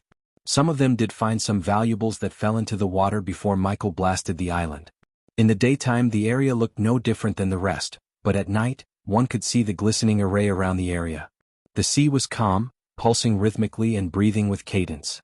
By the time Alicia and Norvin reached their destination, they were welcomed by a couple of guardians who were tasked with patrolling the area. These guardians' main task was to prevent people from treasure hunting in the water. Ever since they were assigned, nothing ever interesting happened. Some days these guardians hoped for something to happen. Unfortunately for them, their prayers were answered by the Dark Lord himself. Guardian Captain Alicia, a blonde-haired youngster, bowed toward Alicia and nodded at Norvin, who sat atop Alicia's shoulders in his true form. "Where is it?" Alicia asked the Guardian. Fear and relief emerged on the Guardian's face at the same time. He motioned them to follow him as he ascended higher into the air. Then, the Guardian slowly flew forward until Alicia noticed something hanging from a couple of black balloons. The midnight black immediately reminded Alicia of the Dark Lord. Everyone in the world knew the Dark Lord was obsessed with the color black, which symbolized darkness. More Guardians were hovering around the balloons while keeping a safe distance from them in case they exploded. They all turned around and heaved a sigh of relief when they saw Alicia and Norvin. From this moment onward, it was Alicia's problem. To be honest, they didn't want to deal with the balloons. Alicia noticed the intense fear in their eyes. "Damn!" Norvin's brows arched up as he saw the headless bodies hanging from the balloons. Their severed heads were placed in their hands. It was a message. The question was, who were these people? Guardian Captain, another red-haired girl, slowly hovered toward Gaia with a black skull in her hand. "We found this in one of the bodies," the girl said, handing the black skull to Alicia. "Black skull. The symbol of the Dark Lord," Norvin muttered as he confirmed that this was done by the Dark Lord and not by someone else. After what he did to Ithalan and Thusians, Norvin knew there was no one stupid enough to mimic the Dark Lord's actions. Trying to copy him was equal to signing their death warrants. The Guardians had records of copycats for every mass murderer ever walked the world. However, the only one with no copycats was the Dark Lord. Besides, the cruelty and the fear in the severed heads' eyes were a clear indication of who killed them. "When did you find them?" Alicia asked in a tone colder than her usual self. The guardians shuddered. This morning, answered the blonde-haired youngster. What were you doing until someone entered this area and placed them right under your noses? Asked Alicia. Norvin had the same question running in his mind. The only explanation he could come up with was incompetence. As Alicia said, someone from the Dark Lord's army entered one of the most protected areas, placed balloons with bodies, and escaped the area without anyone noticing. Just imagining the sequence of events frustrated Norvin. Ever since the Dark Lord destroyed Ithilien and settled down in the Dark Ocean, the Guardian Guild was desperately looking for a win against him. His power and influence grew with each passing day as the people's trust in the guild lowered. Now if the newspapers got a whiff of this, Norvin knew the people would be more afraid of the Dark Lord than they would trust the Guardian Guild. The Guardians gawked at each other and lowered their heads. They had no explanation. Initially, one of them thought the Dark Lord teleported the balloons with the bodies here, but later they realized the array formed an anti-teleportation area around. In other words, no one would be able to teleport in or out of the area. As Norvin turned his gaze to the black skull in Alicia's hands, he noticed something in the skull's mouth. He dropped down to Alicia's hand and pulled out a piece of paper from the skull's mouth. Everyone turned their gaze toward Norvin and waited for him to read what was written on the piece of paper. Better luck next time, clowns. It's nice array. Norvin crushed the paper, gritting his teeth. While reading the words, Norvin couldn't help imagining the Dark Lord laughing at them. When Alicia heard the Dark Lord calling them clowns, she almost crushed the skull in her hand to pieces. On the other hand, the Guardians hoped she wouldn't vent her anger on them. Suddenly, the black skull in Alicia's hands trembled, letting out a strange whistling noise. The Guardians almost leaped back, expecting the skull to explode. If you found out who they were and their buddies, they'd be alive. The Guardians felt a chill hearing the Dark Queen's voice coming from the skull. After hearing the Dark Queen's voice, the Guardians looked more terrified. Alicia had a feeling that the Dark Queen herself came here to put these balloons in the bodies. One thing was certain for Alicia, the Dark Lord didn't know who these people were, and he tortured them to no avail. This made Alicia more curious about their identities. Well, take this from here, Alicia turned her gaze back to the Guardians. Be more competent next time, Alicia snickered before taking the bodies and leaving the area.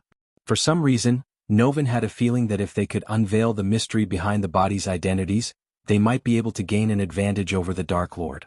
The following day started with nothing too dramatic like the previous day for Michael. Since the Empress wanted to meet him again at the exact location they had met before, Michael woke up early and headed to the Lone Mountain.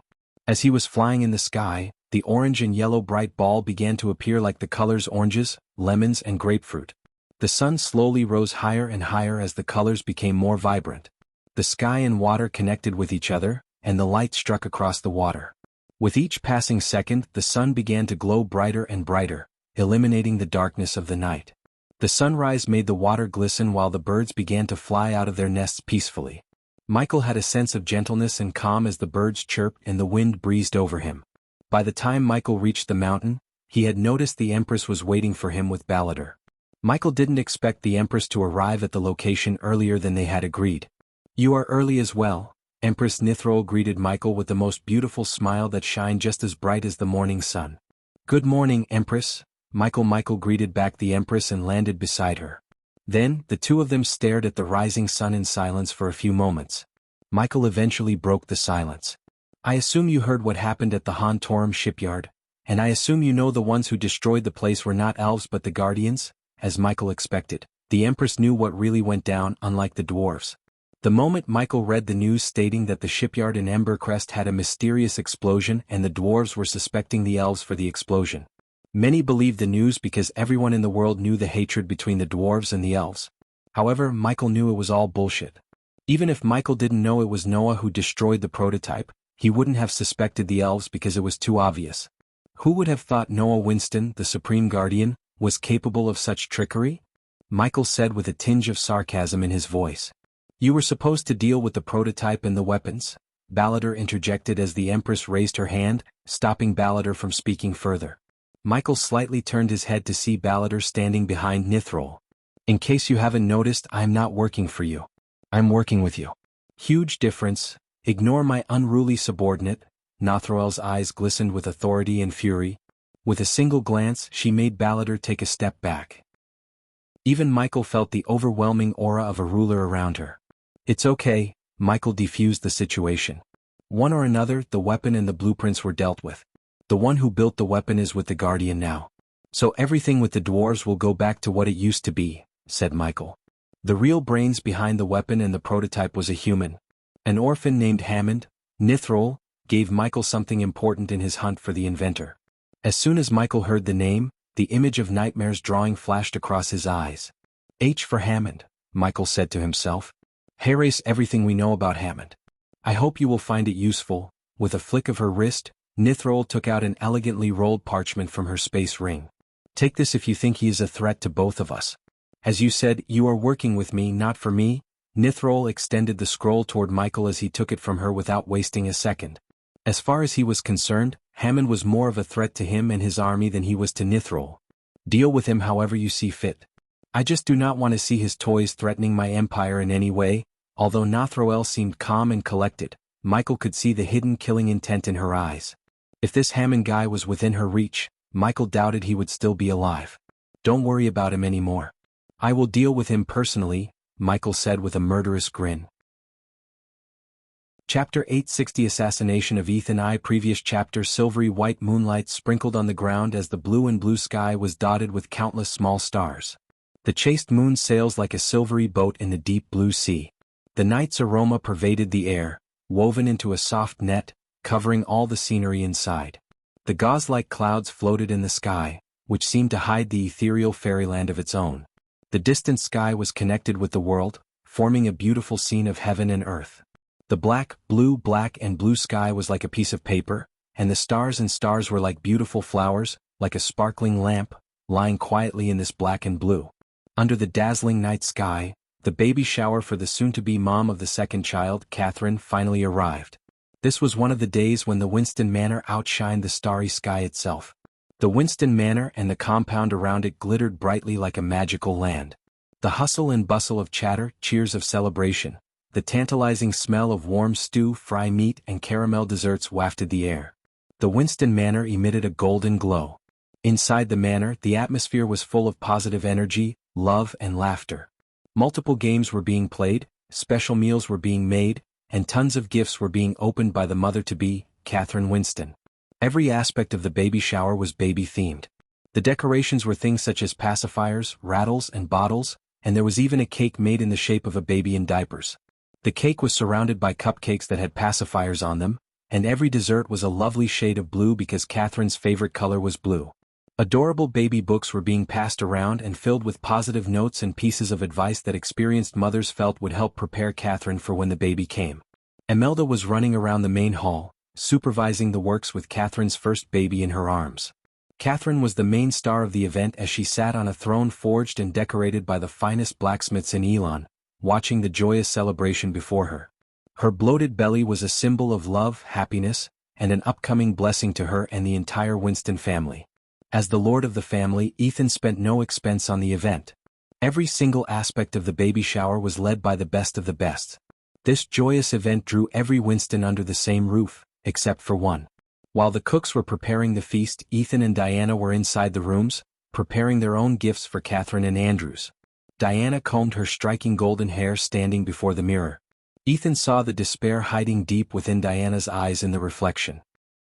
She was better than hiding her true emotions, but Ethan knew her better than anyone to see what was inside her heart. "Did you make sure the arrays are in place and the guards are on alert?" Diana asked. Her voice was far from relaxed and sounded serious as hell. "For God's sake, Diane, I personally checked everything. Nothing bad is gonna happen today. Will you please relax?" Ethan walked behind Diana and placed his hands on her shoulder. He gently squeezed, reassuring her that nothing would happen today. "I don't know, Ethan. I have a bad feeling about this." Diana's brows arched up as she slowly turned around. "Look, Diane." Ethan cupped Diana's face and looked her in the eyes. "Rowena and Noah are here. No one can do any harm to our family when they are here. I thought you'd be more worried that he wouldn't be here with all of us as a family." Diana shook her head. "It's better he isn't. The last time Catherine was pregnant, he threatened to kill her and the baby." Diana sighed. "You know he didn't mean that," said Ethan. "Of course I know he didn't mean it, but we cannot take his side without revealing the truth. I just hope one day we'll all celebrate something together as a family." Diana's voice stuttered because as far as she could tell, the chances of their happy family reunion were little to nothing. Still, Diana had hope and faith in a higher power. "My lord, my lady," Samuel knocked on the door. "Young Master Noah is home." Diana and Ethan felt a bit relieved and smiled when they heard Samuel. "Well, be there in a minute," Ethan answered Samuel and sent him away. "We should go," Diana nodded as she put a strand of hair hanging on her face behind her ear. The two of them left the room and headed to the main hall to join the rest of the family. Everyone in the hall turned their gazes toward the lord and lady of the family walking down the stairs together. They saw Sabrina, their youngest child, standing between Rowena and Noah. Looking at the three of them, Ethan and Diana imagined Michael standing behind them. "Father, mother," the three of them bowed toward Diana and Ethan, showing their respect. After the three bowed, Andrews walked to Noah's side and greeted Diana and Ethan with an ear-to-ear grin. "There you are." Imelda rushed to Diana's side with Andrew's boy in her hand. When she came to Diana's side, the boy reached out to Ethan. "Kpa," the boy mumbled as Ethan took the chubby little boy in his arms. "My little minion likes me so much, huh?" Ethan said in a playful voice while rubbing the boy's cuddly belly. "How was your trip to the treacherous ocean?" Diana asked Noah. "Couldn't find what I was looking for. But I heard someone has lifted the curse from the princess." Noah emphasized the word someone as though he knew exactly who lifted the curse. "At least someone was there to help the princess," Diana said with a gentle smile. Then, she walked toward Catherine with her children following her behind. Rowena remained calm as ever, looking around the hall. On the other hand, Sabrina's thoughts drifted off to a distance. "I hope the price for the help was worth it," said Noah. The moment Noah laid his eyes on King Porter and the Queen, he knew they had struck a deal with the Dark Lord to cure their daughter. To be honest, Noah didn't blame the king or take action against the king for colluding with the Dark Lord, even though Noah could have. He just hoped the price for curing their daughter was worth it. Saving one's child is always worth any price, Noah. "You will know this when something happens to your own," said Diana. "Where is Samuel?" Rowena asked Diana after looking around the hall for their butler. "He went to Ice Fair to get something for me," Imelda answered Rowena from behind. "I won't let anything happen to our family, mother," said Noah. Without uttering a word, Diana bent down, grabbed a handful of sandal paste and smeared it on Catherine's cheeks. "Praying for a safe and healthy delivery for both you and baby," Diana wished Catherine before walking out of the main hall to get some peace. Ever since she returned to her own self, Diana sought more privacy and some alone time. The crowd made her uneasy for some reason. As they exited the main hall, they stepped into Diana's garden. Except for a couple of guards, no one was in the garden as Diana ordered. The four of them peacefully strolled through the garden and settled around a stone table. "You seem different, mother," Rowena said when Diana sat on the stone bench. "So it wasn't just me who felt that way," Noah smiled. As they were gathered around the table, a couple of maids carried a silver platter with orange juice and placed the glasses on the table. "Thank you, dear." Diana dismissed the maids as each picked up a glass to quench their thirst, except Sabrina. "Something in your mind, Sabi?" Diana asked, avoiding Rowena's remark about something different about her. Sabrina moved the glass back and forth without answering Diana. "Sabrina," Rowena's voice made Sabrina snap back to reality. They all turned their gazes at Sabrina. "Do you have something to tell us, Sabi?" asked Diana. Because Diana was busy tracking down people who tried to conspire against Noah and Michael behind their backs, she neglected her duties as a mother and the lady of the house. Thanks to Imelda, no one noticed Diana's absence and her neglect. The one who was affected more by her absence was Sabrina. Unlike Noah and Rowena, Sabrina spent most of her time cultivating in Winston Manor. Wherever she looked for Diana, she would be outside murdering people. But to the members of Winston Manor, Diana was meditating in her room. "I had a bad dream last night." "That's all," said Sabrina. "What is the dream about?" Noah asked Sabrina. "Arh." Just as Sabrina was about to tell them about her dream, Imelda's scream resonated from the main hall. Noah immediately stood up, knocking out the glasses in the process. Diana's instinct kicked in as she moved with lightning speed to catch all the glasses before they could hit the ground and shatter into pieces. But Noah and Sabrina didn't notice this as they dashed into the main hall. Rowena, on the other hand, glanced at Diana for a moment before disappearing from the garden. In a blink of an eye, Rowena appeared in the main hall right beside Catherine. As soon as Noah stepped into the hall, his heart skipped a beat. "Father!" Sabrina screamed, looking at Ethan. He was on the ground, holding his gut as blood oozed through his hand. Everyone was stunned and speechless. Noah's body began to shiver as he sat beside his father and raised his head to place it on his lap. Then, with a flick of his wrist, Noah took out a healing potion. He poured the potion into Ethan's mouth without asking any questions. The sudden explosion of killing intent around Rowena made everyone in the hall collapse, including Catherine. Rowena's gaze swept across the hall to find whoever was responsible for her father's state and found a human-sized hole in the cake they bought for Catherine. Whoever stabbed Ethan was hiding inside the cake until he or she ambushed Ethan. Ethan, Rowena turned her gaze at Diana, who stammered toward Ethan and dropped to her knees before him. Her eyes turned red as tears rolled out. Father, Noah emptied the healing potion, but the wound did not close up as he desperately hoped. Diana's mouth dried as she saw green veins running through Ethan's neck like spider webs. It's not working. Noah clenched his fist as he took out another healing potion and tried to force it into Ethan's mouth. For the first time in his life, Noah couldn't think straight. His mind went completely blank seeing his father on the verge of death. He's cursed, Sabrina mumbled. Chapter 861 Assassination of Ethan 2 Previous chapter. A few moments ago, after Diana took the children outside to her garden, Ethan spent his time socializing with all the guests and giving his blessing to Catherine. Andrew's son was still in his arms and refused to leave. The little boy loved Ethan more than he loved his parents. Come on, Keith. Come to Papa. Andrews tried to take the boy away from Ethan as he noticed the royal carriage of King Porter parked outside. Soon, the sound of heavy boots and metal armor clanking grew louder and louder as King Porter entered the hall with his loyal soldiers leading the way. After the royal guards escorted Porter inside, they bowed and joined the royal guards of other nations, leaving their kings to socialize with the others. As soon as King Porter arrived at the hall, King Crawford Bredia, Catherine's father, welcomed his fellow king with a broad grin. The two of them embraced each other as a sign of respect and firmly shook each other's hands. I am so glad you could make it, Porter, King Bredia said, still keeping Porter's hand in his. It had been a year since Porter saw Bredia, who looked much younger and seeped with vigor. The reason for King Bredia's transformation was Andrews and Catherine. Although he was still the king of Bredia, Andrews and Catherine took care of most things. Under their rule, Kingdom Bredia prospered despite the monstrous growth of Bradford under the rule of the Sunrise sect. The fact that the Dark Lord hailed from the Sunrise sect and he loved Rivertown like it was his own made Bradford untouchable.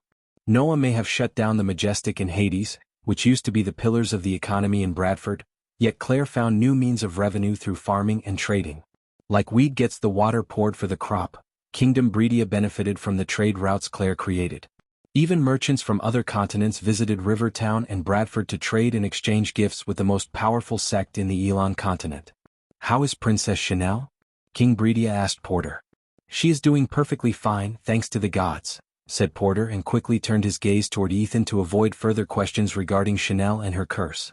King Porter was standing in the Holy Maiden and Supreme Guardian's home, and the last thing he wanted to talk about was something related to the Dark Lord. Lord Ethan, Porter greeted Ethan. The little one. Porter couldn't help pinching baby Keith's chubby cheeks. King Porter, didn't we tell you to come with your family? Where is Queen Clarice and Princess Chanel? Asked Ethan. I know, Lord Ethan. But Clarice had taken Chanel to her father's home. Chanel is still not ready to venture outside the kingdom. I understand, Ethan patted Porter on the shoulder. As they were conversing, some of the representatives of royal land arrived at the baby shower and showered Catherine with lavish gifts. Even the Holy Church sent people to attend the event just to curry favor with the Holy Maiden and the Supreme Guardian. Almost every single noble family in the Elon continent attended the event regardless of their busy schedules. Since Diana was not the best when it came to socializing, Ethan met and greeted each and every guest while keeping Keith from crying out loud. While Ethan was attending to the guests, Natalia Winston went outside to receive the cake they had ordered from the Beast Kingdom in our continent. The Beastmen had some of the best cooks in the entire world, including 3 six-star chefs. Ethan had to call several favors to get this special cake from the Beastmen Kingdom. The cake was taller than Natalia herself and covered with a special box made of thin planks. Take this inside, Natalia ordered the Winston Manor guards to take the cake inside. The guards rolled the box as gently as they could. At that moment, everyone thought the box contained a human-sized cake resembling Catherine. Finally, Ethan heaved a sigh of relief when he saw the golden wooden box. The moment the guards brought the cake inside, its fresh aroma and sweetness made everyone salivate for a piece. As Ethan vowed to himself, he brought nothing but the best to the baby shower. Keep it close to Catherine, said Imelda. One by one, the guests who had newly arrived went to Catherine and smeared sandal paste on her face. The hall brimmed with joy and positive energy as Ethan forgot all of his problems and celebrated the baby shower with everyone else. Imelda smiled, looking at Ethan, laughing and joking around as he was used to before he learned everything about Diana's second son. Imelda wished they could stay like this forever. Although she was not cruel enough to say Dean didn't deserve a loving family, she didn't think the Dark Lord could have a happy ending after everything he had done. When Imelda went to the doorway to the garden, she saw Diana talking to her children. Imelda gawked at them for a moment and decided not to approach them. By the time she returned to Catherine's side, the soon-to-be mother tucked Imelda's sleeves. Catherine motioned Imelda to give her ears. "Can I get something to eat?" Catherine whispered into Imelda's ears. "Just wait for a few minutes, darling." Imelda gently kissed Catherine on top of her head. She looked around, noticing a few new faces approaching Catherine to give their blessings. Eventually, when everyone in the hall had done their part, Imelda gestured at the guards to open the box containing the cake. "Everyone please gather around. We are going to cut the cake now." Imelda's voice swept across the hall, silencing the crowd. "Go and bring Diana and the others," Ethan ordered one of the maids before strolling toward Imelda. Keith played with Ethan's ears, trying to chew them. All the kings, nobles and elders of various sects gathered around Catherine as Imelda waited for Diana to arrive. "They will be here. Go on, open the box," Andrews said. Then Imelda twisted the knob attached to the side of the box and watched the box sling open. A dim light appeared in the box, along with the sound of a baby's cry, before the wooden box crumbled into tiny pieces, revealing the cake inside. Catherine and the others were stunned to see the cake that looked exactly like Catherine. The Beastmen chefs poured their hearts and souls into the cake as they etched every single detail about Catherine into the cake. If it wasn't for the golden icing and cherries on top of the cake, one would have mistaken the cake for the real Catherine. "Here you go." Imelda picked up a knife with a golden bow tied around it and handed it over to Catherine. "Carve out a nice piece of yourself," the crowd chuckled, hearing Imelda's words. Catherine gawked around for a moment, searching for Diana and her children. "Where are they?" Ethan mumbled. He was about to step aside from the crowd when he saw the cake trembling. As a former adventurer, Ethan developed an ability to sense an imminent threat. For some reason, his instincts screamed at him as he pushed Catherine away from the cake. To everyone's shock, a black hand punched through the cake from within and tried to stab Ethan. Ethan immediately grabbed the hand, twisting it. "Arg!" Ethan heard a muffled groan. He put in enough strength to break the wrist, but the assassin ignored the pain as he dashed out of the cake, destroying it completely in the process. The assassin raised his other hand as an evil-looking dagger oozing dark red smoke appeared in his hand. He brought down the dagger at Ethan. Everything happened in a blink of an eye. Except for Ethan, no one reacted in time and called for the guards. They were too startled. Meanwhile, Ethan moved his body to the side, evading the dagger by an inch. He kicked the assassin in the chest to put some distance between them. Baby Keith was terrified of the dark-robed assassin and began to cry. Every fiber in Ethan's body prioritized keeping Keith safe over everything, including his own life. The assassin was extremely agile and noble. He leaped into the air and cast a spell as a bright light flashed across the room, blinding everyone. Ethan closed his eyes but covered Keith with both his hands and held him closer to his chest.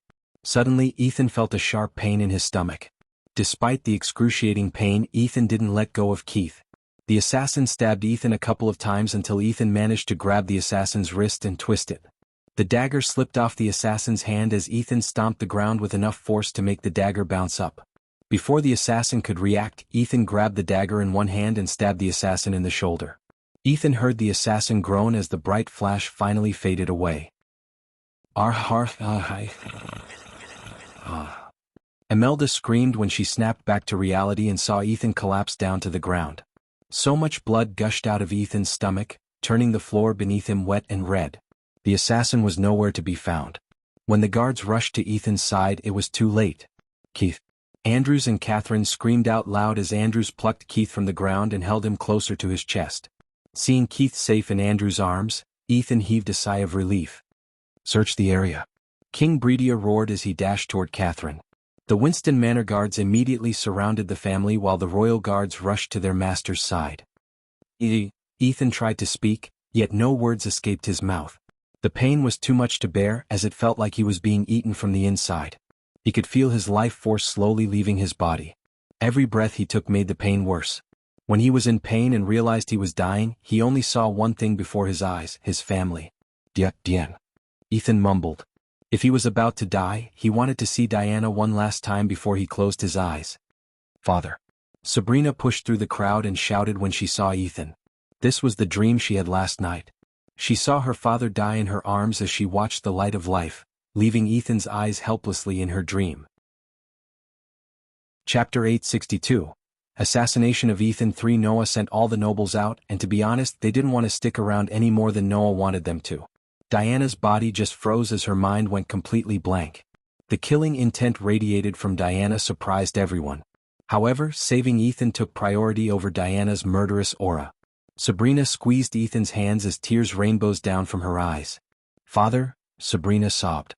On the other hand, Noah emptied the third bottle of healing potion into Ethan's mouth. King Porter and King Bredia couldn't help shivering. Considering their close relationship with the Winston family, they didn't leave as the others. The previously joyful atmosphere took a dark turn in a blink of an eye. The cake the assassin was hiding inside turned into a squishy mess. Everyone in the Winston family sat around Ethan and sobbed, praying for the gods to help Ethan. Most of them were still in shock at what just had transpired. Move. After seeing the healing potion have no effect on Ethan, Rowena placed her hand on Ethan's stab wound.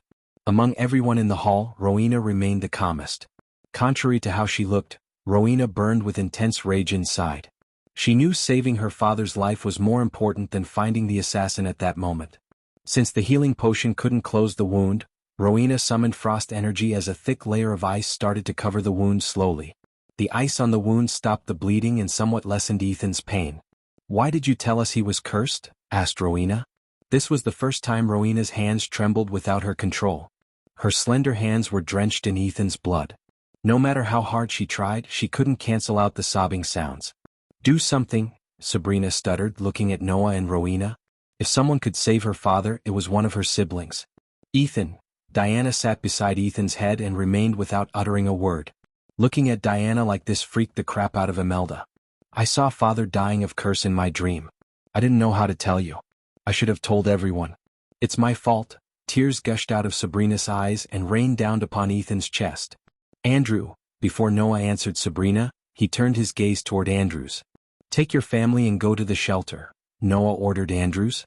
The Winston Manor had a secure vault built underground for the family members to seek shelter in case of natural disasters or wars. Only the core members of Winston's family knew how to access the shelter, and Andrews was one of them. "No dash." Andrews refused to leave Ethan's side but was cut short by Rowena.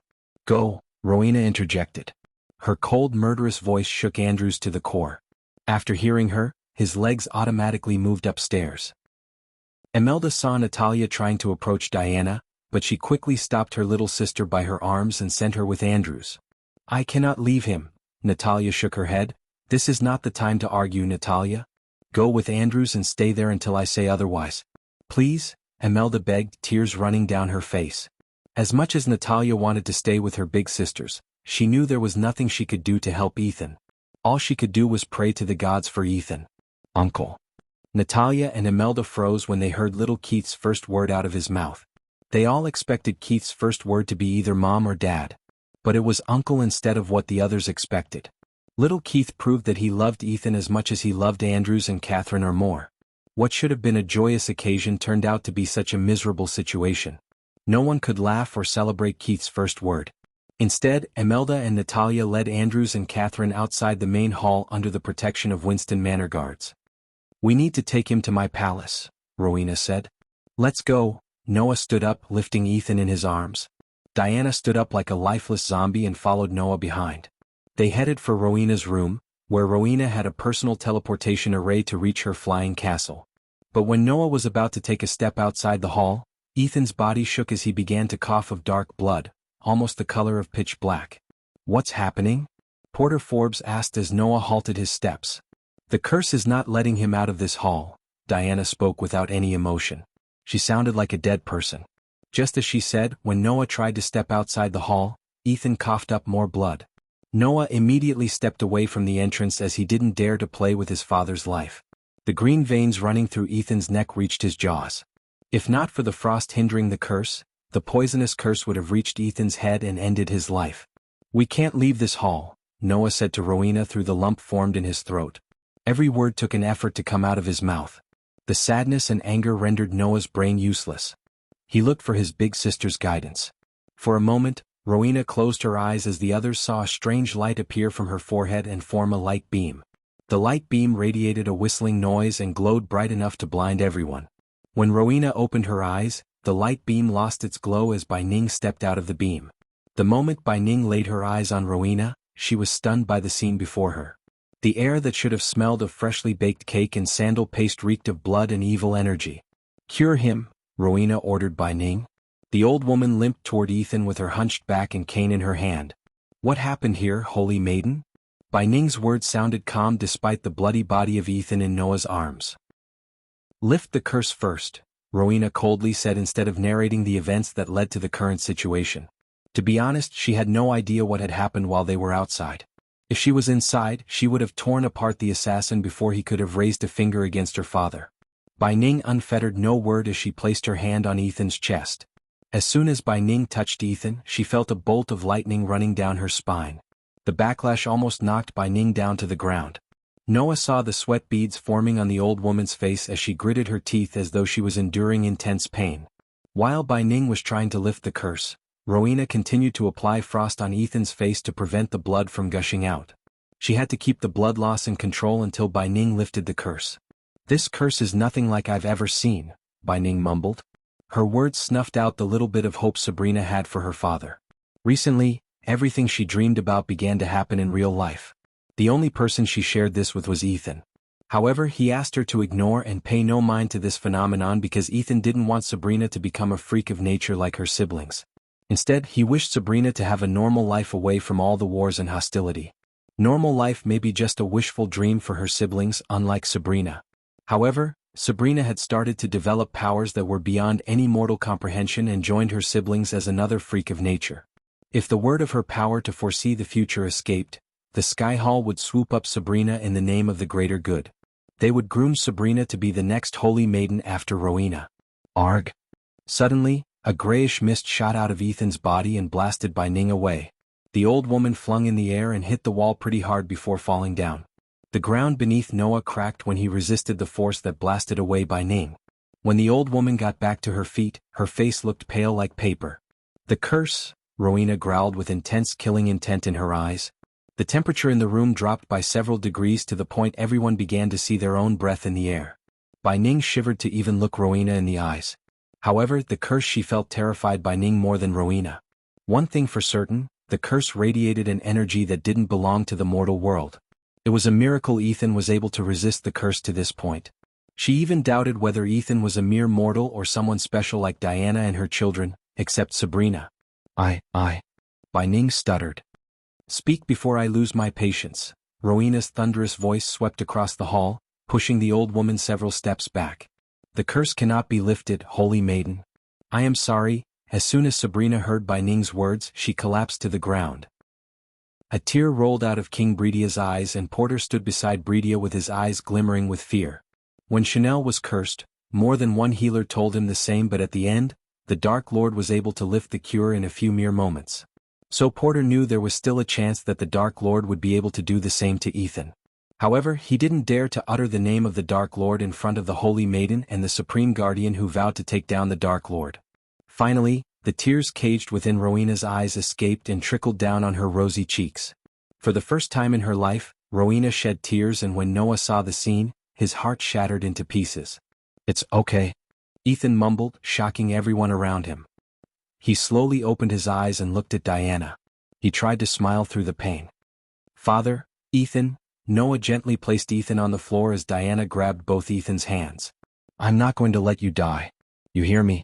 You're gonna be all right," Diana said. Ethan tried to speak, but he couldn't even open his mouth. While Ethan was struggling in pain, Diana bent down and kissed him on the forehead. Then she turned her gaze toward Noah. "You know who to summon. Do it." Diana's voice completely changed from caring mother to a domineering warrior. "Rowena, if anyone has a problem with it, deal with them," Diana ordered Rowena as she nodded without asking her mother a question. Chapter 863. Noah meets Azazel. Noah gawked between his father and King Porter. When King Porter noticed Noah's gaze on him, his heart skipped a beat. King Bredia and Bai Ning frowned as Noah made his way to King Porter. Every fiber in Noah's body told him to find another way to cure his father. If he had enough time, he might come up with a way to lift the curse. But without the time and his mentor, who entered into a slumber, Noah couldn't come up with a way to save his father. Ever since he was a little kid, Ethan gave everything to Noah. His father was more of a best friend to him than a father. Noah couldn't even imagine a world without his father. Moreover, he knew his mother would break into pieces if he let Ethan die. If making a deal with the Dark Lord was the only way to save his father, Noah was willing to do it.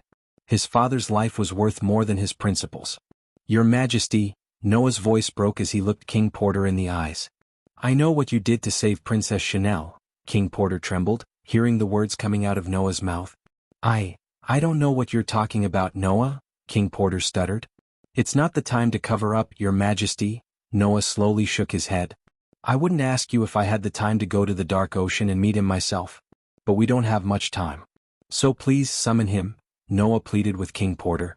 When King Porter asked for help with the curse on Princess Chanel, Noah felt how powerful the curse was and went to the treacherous ocean, one of the most dangerous places in the world, to help her without worrying about his life.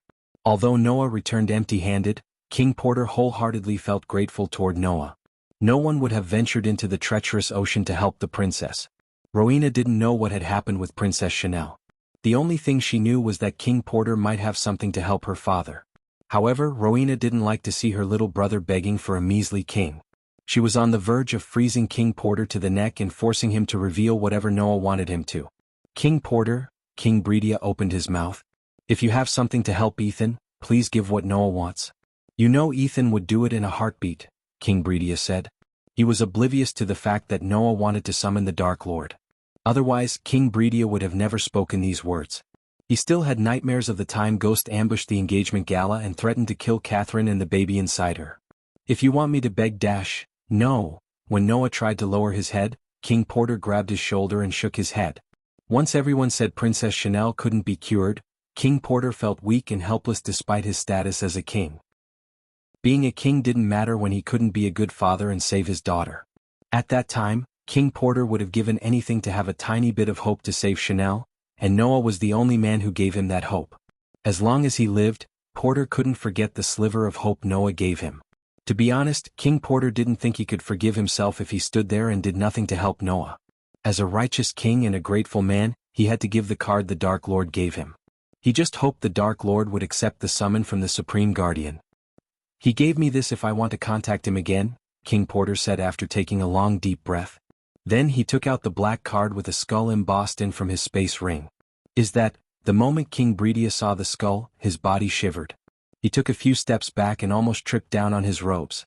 Pure fear and shock overwhelmed Bredia's senses as he began to see images of piles of bodies on the engagement gala before his eyes. The Dark Lord, who was known as Ghost, then single-handedly slaughtered almost every royal guard and beat him to a pulp on his own throne. "I don't know how to summon him. Maybe you can figure it out." Ignoring King Bredia's tantrum, Porter handed over the card to Noah. Noah's hands shivered as he took the card from Porter's hand. Never in a million years, Noah thought, asking the Dark Lord for his help. But he didn't have a choice, as the Dark Lord may be the only person who could lift the curse and save his father. "Noah!" The entire hall trembled as Bai Ning's shout swept across the area. The old woman dashed at Noah in a blink of an eye and snatched the card from his hand. "How dare you think of summoning that evil creature?" Bai Ning's blood boiled, thinking Noah was trying to summon the Dark Lord in front of her and the Holy Maiden. Ethan's life meant nothing compared to striking a deal with the Dark Lord. The mere thought of Noah considering asking the Dark Lord's help made Bai Ning's anger explode like a raging volcano. She wanted to strike down Noah and King Porter for colluding with the Dark Lord where they were standing. But first, Bai Ning wanted to destroy the card left behind by the Dark Lord. "No!" Sabrina shouted as Bai Ning clenched her fist to crush the card to pieces. Just as Bai Ning was about to crush the black card, a wave of bone-chilling frost blasted Bai Ning onto the wall behind her. The old woman collided with the wall and coughed up blood. Before her body could hit the ground, a stream of ice shot out of Rowena's blades and froze the old woman up to her neck. Noah quickly raised his hand as the card on the ground flew back into his hand. "Holy Maiden!" Bai Ning could neither raise her voice nor a finger against Rowena. In a blink of an eye, Rowena disappeared from Ethan's side and appeared before Bai Ning. "You cannot let this happen," Bai Ning stuttered. If you breathe a word about any of this, Rowena's voice was cold and sharp as a dagger that pierced into Bai Ning's heart. I will freeze your body to the core and toss you into the deepest pits of hell. Fear took over Bai Ning's mind and prevented her from opening her mouth. The murderous intent she saw in Rowena's eyes was not a joke. Bai Ning's immortal stage cultivation wouldn't save her from the holy maiden's wrath. At the end of the day, Diana was not the only one with an ancient god's blood. After Bai Ning heard Rowena's threat, she closed her mouth. Summon him, Diana said to Noah, who held the card in his hand. Noah, stop. King Bredia rushed to Noah's side. Don't do this, Noah. You are the supreme guardian. What would the world think if they knew you asked for the Dark Lord's help? What would your teacher say? Will he approve of this? King Bredia fired questions one after another. The Dark Lord was the last person he wanted under the same roof as his daughter and grandson. What if the Dark Lord decided to kill them all? What if he wanted to take his grandson away? What if he hadn't forgotten what he did and decided to seek revenge? So many questions wreaked havoc inside Bredia's mind. I don't care about anything. If seeking his help will save father's life, that's what I would do, Noah said, slowly shaking his head. When Bredia tried to stop Noah, Rowena just turned her cold gaze toward him as he felt a cold chill running down his spine.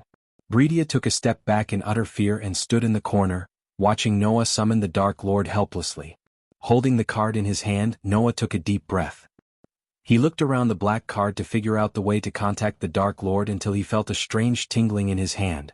He felt like the card was asking for a sliver of arch energy, and that's what exactly Noah did.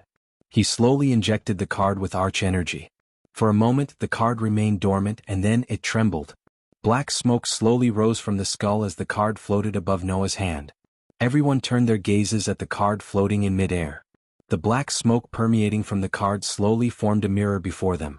As they were looking into the mirror, a man with wings sticking out of his back appeared.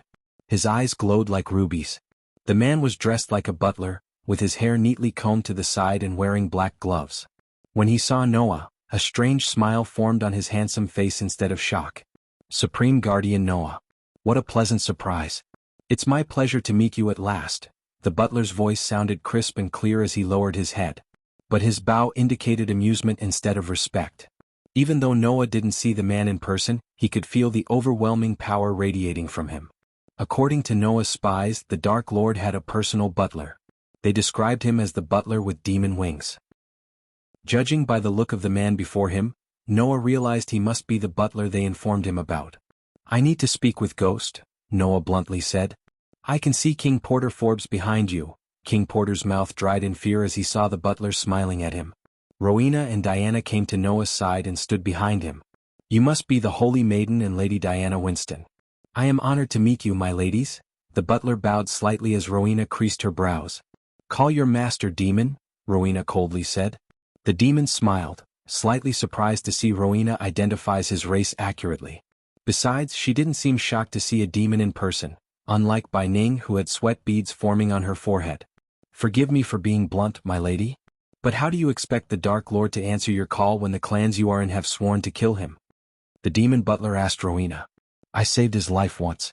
It's time he settles that debt, said Rowena. You're tuning in to the Han Lee's Wuxia Chronicles YouTube channel. We're so grateful for your support and don't forget to subscribe to join us on this incredible journey through captivating stories. Your generosity through donations truly makes a world of difference, as it's the primary source of revenue that allows me to expand and enhance this channel for you. Thank you from the bottom of my heart for being a part of this adventure.